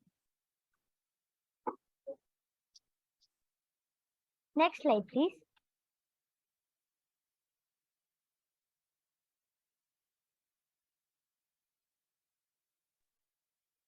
For the first question, option A, 27,000 trees are felled each day for toilet paper. Option B, 1 billion species have vanished and others are on the edge of extinction. Or is it option C, 1 in 7 plants are threatened with extinction? Please raise your hand so I can pick out your name.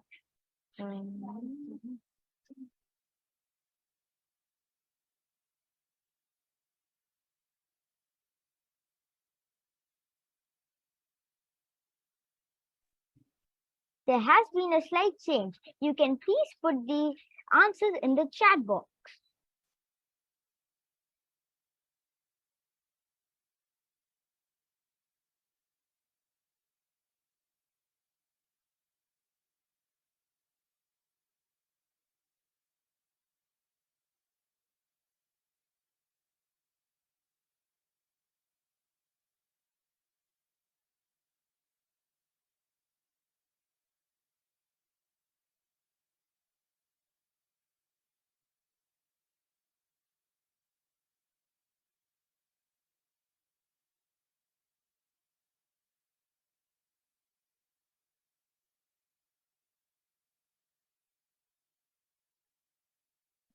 Thank you everyone for your answers.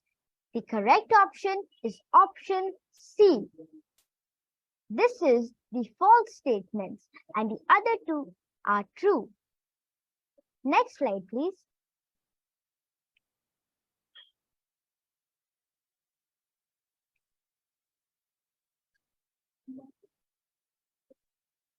Option A. Dolphins shed the top layer of the skin every 2 hours. Option B. Bats are blind. Or is it option C? Pangolins are the most trafficked mammals on the planet.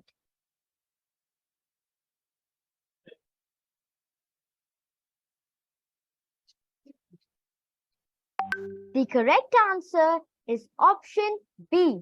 Bats are blind. Next slide, please.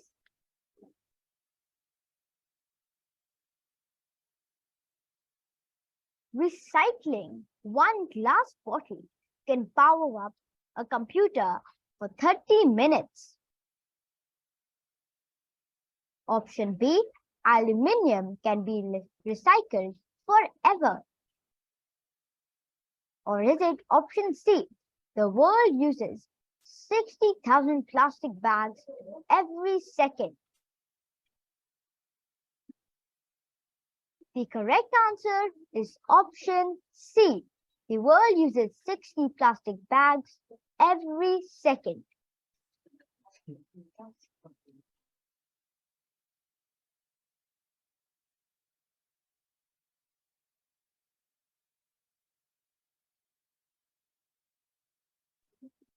Option A.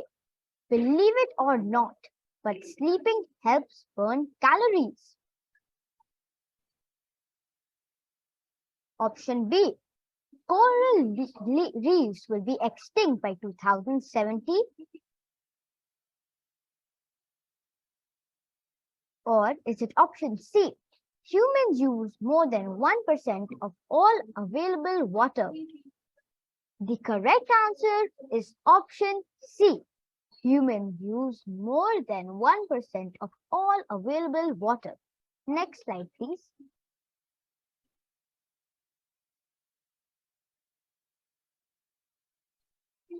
Is it option A? Clothes take up to 100 years to decompose. Option B. India generates 5% of total percentage of greenhouse gases in the world. Or is it option C? LEDs are the ultimate energy saver. The correct option is option A. Clothes take up to 100 years to decompose.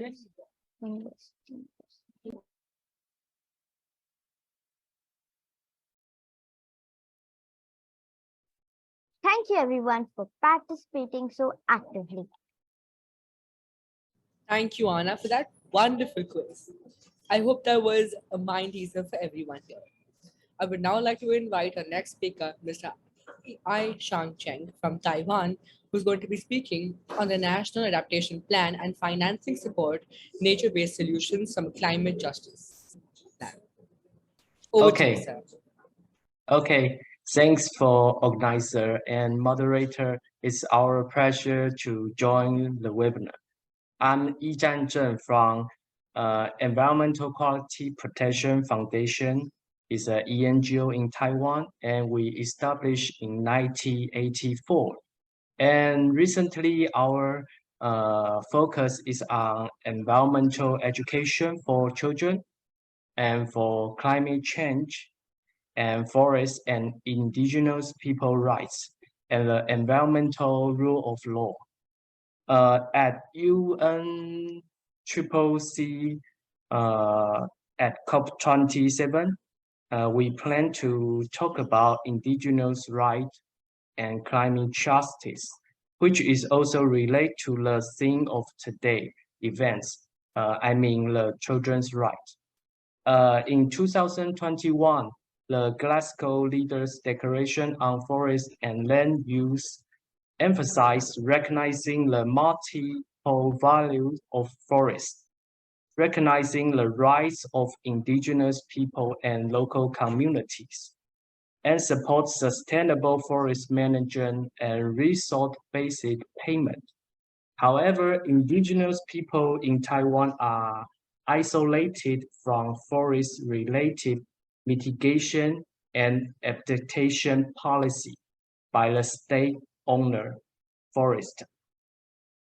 And it cannot obtain funds for climate adaptation technology and knowledge and capacity building. Therefore, we recommend that the climate change response law, which is currently began admitted in Taiwan, be included indigenous people's adaptation fund. It is what we done and what we will share in the edit. Regarding the children's chapter of their ecological right, the appeals are all very good, but the important thing is how to integrate into a government system.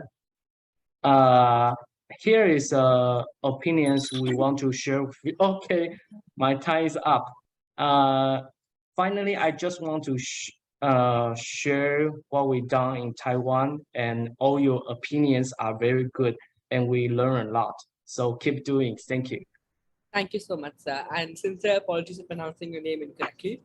I do agree with you. You know, people at the vulnerable outcomes who are facing the impact of climate change because of, which is all of our responsibility, but they're under the direct impact of which are the ones who are facing this issue.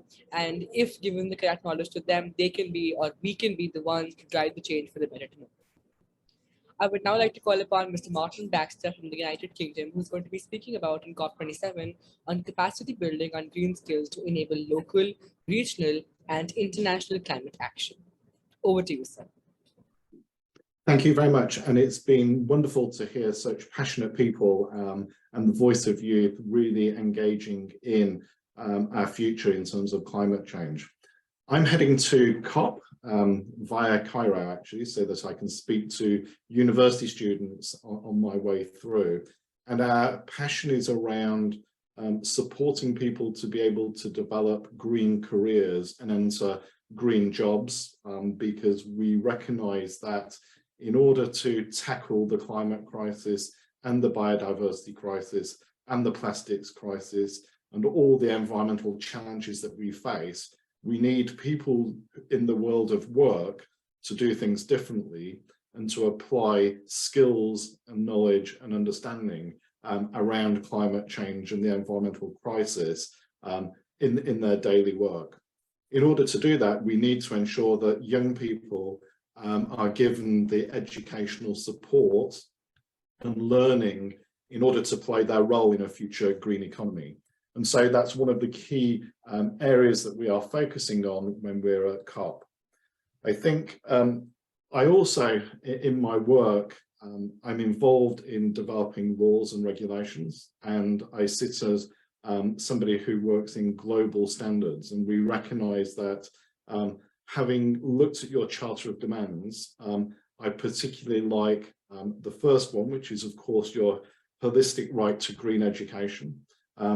All of you will be working at some point, and we need you to apply that green knowledge in the world of work. And also, I'm very taken by your right to the best green laws and standards. When I reviewed them, though, I did think that there was another right that could have been included, and that is the right of all young people to have a green job in the future. I think that would be something that would link quite well with both your ambitions and would make a really powerful difference going forward. I'm going to end there so that I don't get the bell rung at me or shouted at. Thank you very much. Thank you so much, sir. It was a pleasure to listen to you today. You know, it's wonderful to hear that certain green careers are opening for us.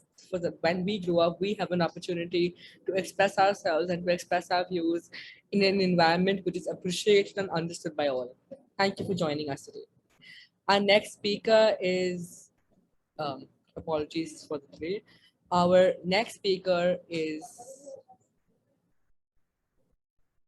Miss Donna Goodman, who is from the United States, and she's going to be speaking on climate education, empowering youth and adults with knowledge and skills for a sustainable future.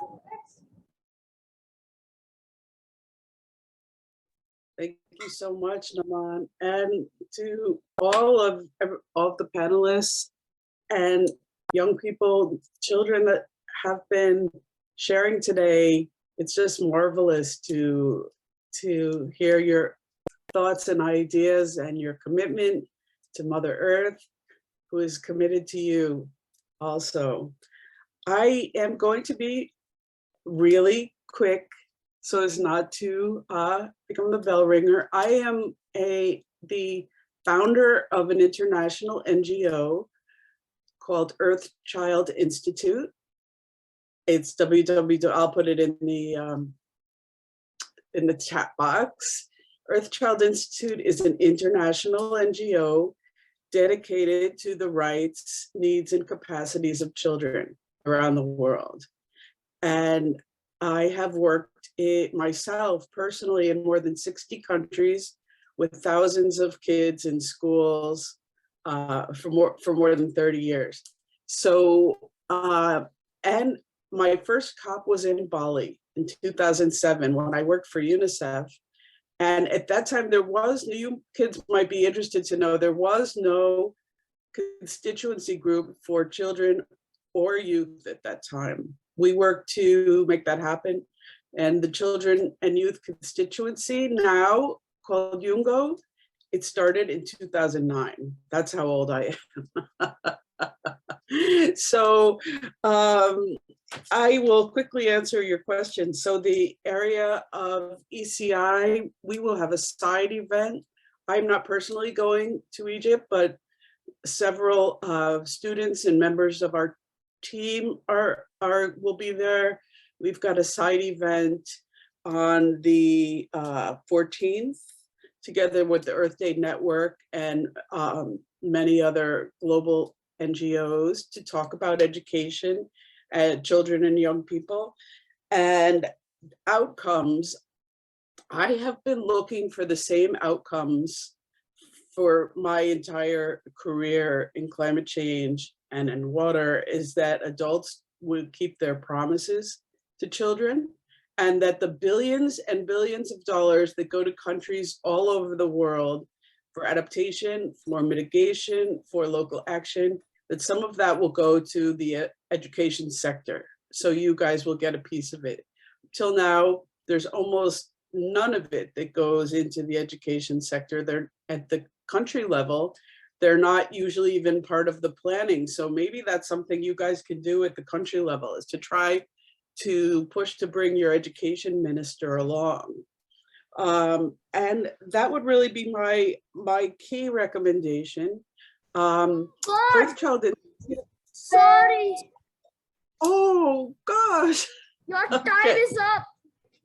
Okay, I'll put a link in. We have a project called the Global Action Platform, where schools can talk with each other, kids in schools, and I hope you guys will join up. So thank you very much. Sorry for going over time. Thank you so All much, the Ms. best. Goodman, for joining us today. You know, you must have seen my face just light up with joy when you mentioned your platform you have for us, youth, because I'll tell you, as a change maker myself, one of the major issues which I do face till date is connecting with the right audience, connecting with the right mentors. And I think with your initiative, it makes our life so much easier, because balancing education with climate change, climate action, and change making is a very tedious task. And since it's my passion, it's also my duty to continue with it. And initiatives like yours really enhance the experience for us. So thank you so much for that. And thank you for joining us today as well. Our next speaker is Ms. Marka Marcus from Switzerland, who's going to be speaking on sustainable diets, fostering a just transition towards resilient food systems. The floor is all yours, ma'am. Hi, thank you so much. Can you hear me? Yes. Yes, loud and clear. Great. Thank you so much for welcoming me. I just want to say that you're doing an amazing job and amazing work. And it is really great to see what all of you are doing for your future, which is very important. So my name is Maya. I'm working at the ILO, which is the International Labour Organization. It is the specialized agency of the UN for the world of work. So we deal with the jobs of today and the future.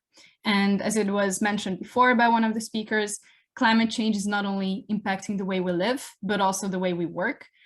So it is very important to ensure that everyone will have decent jobs and jobs that are resilient to climate change. And therefore, the ILO works towards global policy agenda, which supports the creation and the transition towards green jobs. So what we want out of COP27 is obviously we want to continue to see ambitious climate action coupled with appropriate finance. And we also want to see a just transition incorporated in all negotiations. But also what the ILO does at COP27 is the launch of the Green Jobs for Youth Pact. This is a unique partnership between 3 UN agencies, the ILO, UNEP, and UNICEF. And this pact aims to increase commitments and accelerate action towards green job creation for young people, for youth. So you're very welcome to attend the launch of this pact, and also you can join online. We also host a thematic discussion around green jobs and COP27 next week on the Youth Foresight platform, which I can include in the chat if possible. And there as well, we just want to hear opinions, how you see green jobs in the future, what is important for you. And finally, we are very pleased to see the Children's Charter on your ecological rights. We think that it is important that those who are the most affected will be heard. Sorry, your time is up. Well, thank you so much. But yeah, overall, we just want to ensure that green jobs will be available also for young people. Thank you. Thank you so much, Ms. Marcus. It's wonderful to hear you. And yet again, my face lighted with joy again when I heard about green jobs being available for us, generation restoration. Because personally, I think I'll share this with many who've joined us today. Our passion is sustainability, towards driving the world towards a place wherein climate change is not just someone's passion, it's also someone's fundamental duty, and climate action, sorry. And it's wonderful to hear that, and also how food, being a very essential topic of our life, is also often just kept on the sidelines when talking about sustainability. And it's wonderful to hear how your initiative is doing so much regarding the same. Thank you for joining us today. Thank you so much. Our next speaker is Ms. Sinai Okamoto, and she is from Netherlands. She's going to be speaking on multifaceted impacts of climate change on mental health towards integrated climate services. And ma'am, before I hand over the stage to you, I would just like to make a mention, and apologies for the same, we'll now be cutting short the speaker time to 2 minutes, and you're going to get your first warning at 1.5 minutes due to a shortage of time, and I hope you all understand. Thank you. The floor is all yours. Okay, thank you very much for the introduction, and thank you very much for reaching out to me, and also for thank you very much for having me. I feel so honored to be here together with this the great, engaging, active young voice, and the people and the members, as well as the great panelists and also great moderators. It's been so amazing experience, and I'm so intrigued with this strong voice, but as well as this program is very amazing, so much content and insight, and also this beautiful quiz and questions. It's amazing. Congratulations. And I'm from United Nations University. I'm researcher and I have background in psychology. I'm a psychologist, and United Nations University has 13 campuses across the globe in 12 different countries. And my institute is focusing on the economic development and innovation. And we are bringing the very important element of climate change, the negotiation, the mental health. So that together with my colleague who cannot join any longer, she just needed to leave for another meeting, the Dr. Nidhi Nagabatla, we are bringing the session. Here. Okay, good. So we are bringing the session on the mental health element and how climate change impact on our mental health and psychological well-being. Because this is a very important topic. Mental health is fundamental for us all, for making good connection with others, building solidarity in the communities and with anyone around us. But also, like, we need to have this mental health to build us strong, but also like the cope with daily stress and also all kind of potential climate risks as well. So that we want to make a collective call for action to help us transition from fear and anger, anxiety to hope, to empower future generations. Time is up. Yes, I made it. So I hope you will be able to see our session or join our session, and I will post the link, the information about our session in the chat. Thank you very much. Thank you so much, ma'am, for your wonderful words. It's honestly a pleasure to hear you and how innovation and climate action can now go hand in hand. I would now like to give the floor to Dr. Nidhi Nagabatla from Netherlands, and she's going to be talking about the same, I hope. Thank you, organizers. Very happy to join my colleague Sane here and congratulate you to bring this very relevant voice on the table. I'm glad that many COPs in the past and many other international agencies have taken note of the youth voice, and it's now a mainstream voice. You have you have a seat on the table, and you have a platform to secure your future, be an active stakeholder. I want to congratulate you for doing that work. And in that sense, with my colleague, we are organizing a mental health focus session at COP on November 12th. Join us if you're on ground or virtually. And we would like to showcase how climate anxiety might be causing some kind of different responses in youth and young people, where they get insecure about their future. They are seeing ecological devastation, degradation, climate extreme events, and impacts of these events. Another session, a link in the chat is for you to have a look in detail, is on representing gender blind spots in climate research to ensure that climate planning, climate policies are gender sensitive, because the needs of women and girls, boys and men, can be different, how they have to adapt, how they have to sustain. And taking note of these 2 points, I'd like to again congratulate you for bringing all these actors today on the screen. Thank you, and over. Thank you so much, Doctor. And it was wonderful to hear you today. I absolutely agree. When we talk about climate change or change making, the perspective about mental health is often sidelined. It's not taken into account at all. And listening to you talk about mental health and connecting it to change making is honestly a sigh of relief for us, keeping in mind that when you talk about change making, things can get upside down, and often people end up in emotional turmoil. Getting the right support, getting the right help, it's necessary. And thank you for speaking on that. Our next speaker is Mr. Mohan Mondal from Bangladesh, and he's going to be speaking about climate policies and finance for adaptation in Global South, and how can CSOs promote the way forward. The floor is all yours, sir.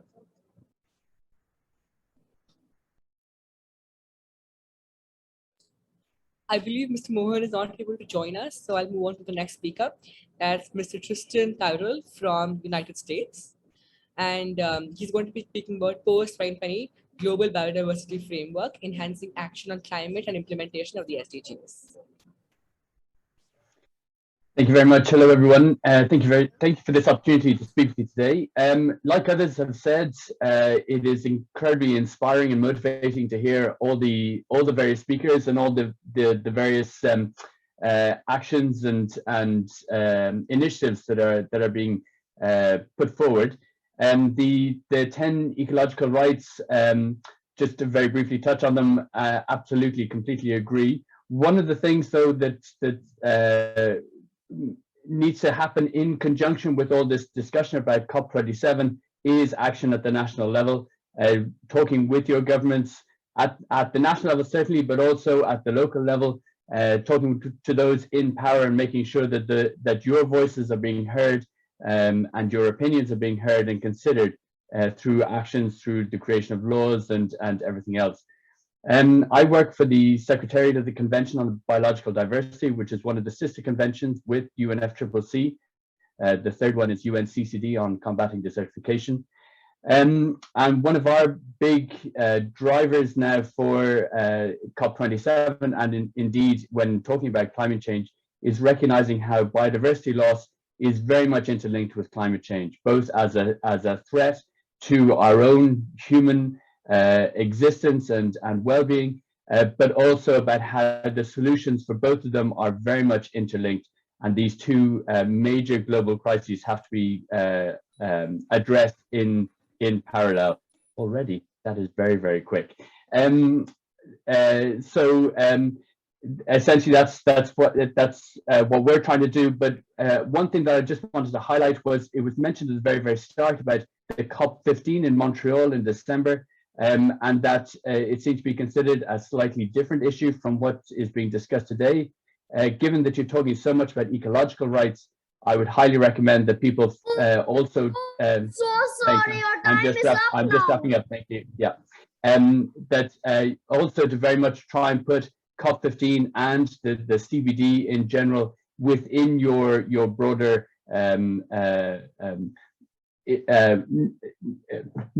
suddenly losing my words. Your broader list of events and negotiations that you really should also be trying to address. Thanks very much. Thank you so much, sir. It was honestly a pleasure to hear today. And it's been a long time since we've been shouting out slogans to cool the globe. And I think it's high time we walk the talk. So listening to you talking about implementation and plan of action has truly been a different side of the outlook for us. Thank you for that. Our last speaker is Ms. Sarah Farley, who's from the United States, and she's going to be speaking about food system climate solutions, managing climate risks and externalities from the food system. The floor is all yours, ma'am.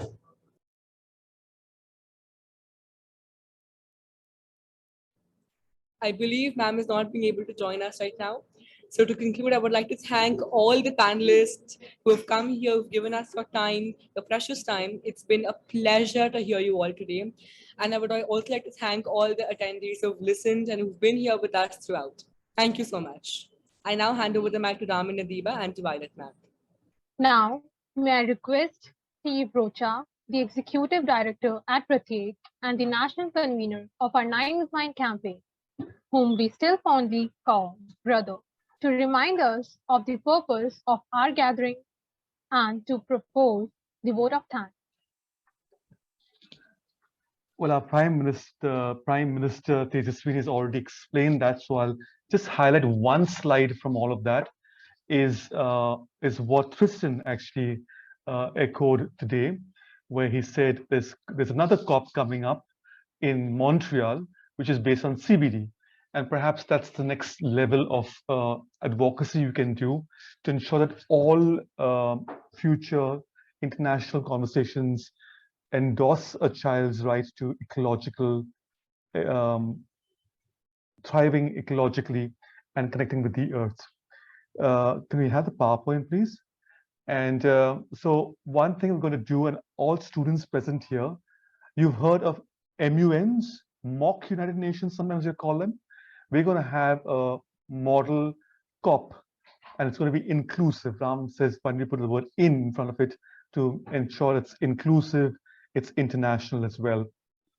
And we want all of you to come together and join us in different schools, different countries across the world on that event called In MCOP. And it's not going to be just another speech-led dialogue, but one that all of you will write letters that proposed governments would write and challenge them to make it stronger, as strong as your own little charter. Finally, let me go to the slides of saying thank you to all the delegates present here, all the young people who put this together and coordinated it and designed it and executed it. So thank you to all of you young people here. May I go to the next slide of thanking all the NGOs who actually supported us and who made this possible and really got the voice spread. Asking all of you present here to keep inviting other students of your schools to join us tomorrow. We're having a similar program tomorrow. And I hope that the inputs that you got today makes your voice and your thoughts stronger to be an advocate for Mother Earth, who's crying out for all of us and for her own existence.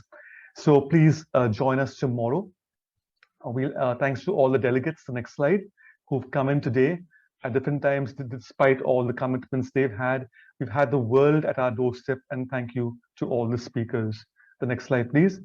Thanks to all our translators, Aaron ma'am, thanks Sunaina who struggled but really was here, and hopefully tomorrow we'll do all the address all the technical glitches. Thanks to the Hindi speakers, Jharna and Chaya, and all of you to making it more inclusive.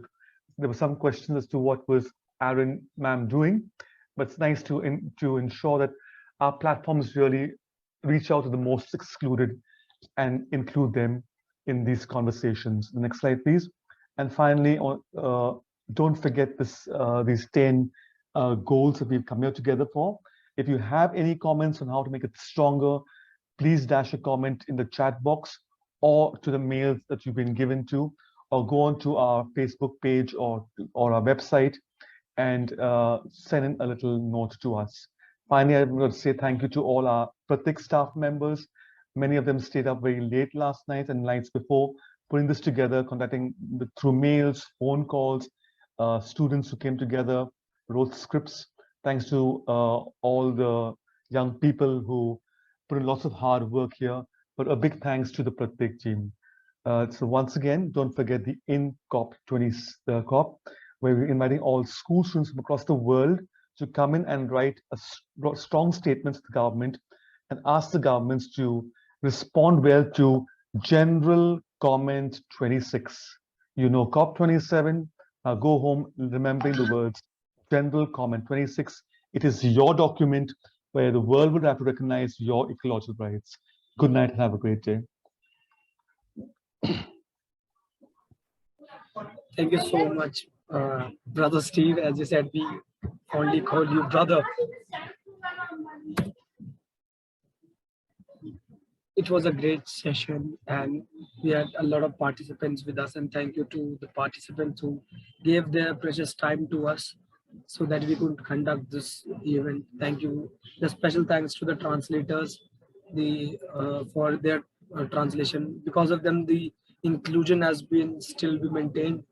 And thank you to the COT team and COP team. So, and a special thanks to co-organizing team and the COP team, because they have worked very hard so that this program could be done in a successful way. And thank you Naman, Raveer, and this Arna. They are also the member of our special COT team, and we'll see you tomorrow. Sandhya has mentioned in the chat box a post you can all do. Okay, so go to the Niners Mind page and do a post on biodiversity. Okay, so please join and get your friends to do it. If you get 100 students from your schools to join it, and you've attended all 3 sessions, you get a special golden certificate. So do help us promote the cause of Mother Earth by being practical, learning the science behind climate change and biodiversity. Thank you so much, everyone. Thank you, everyone. And please don't forget to put in your recommendations in the comment section. We hope to see you tomorrow. We'll look for more participants. Please invite your family, friends, and your peers to this program, so that they can also learn a lot.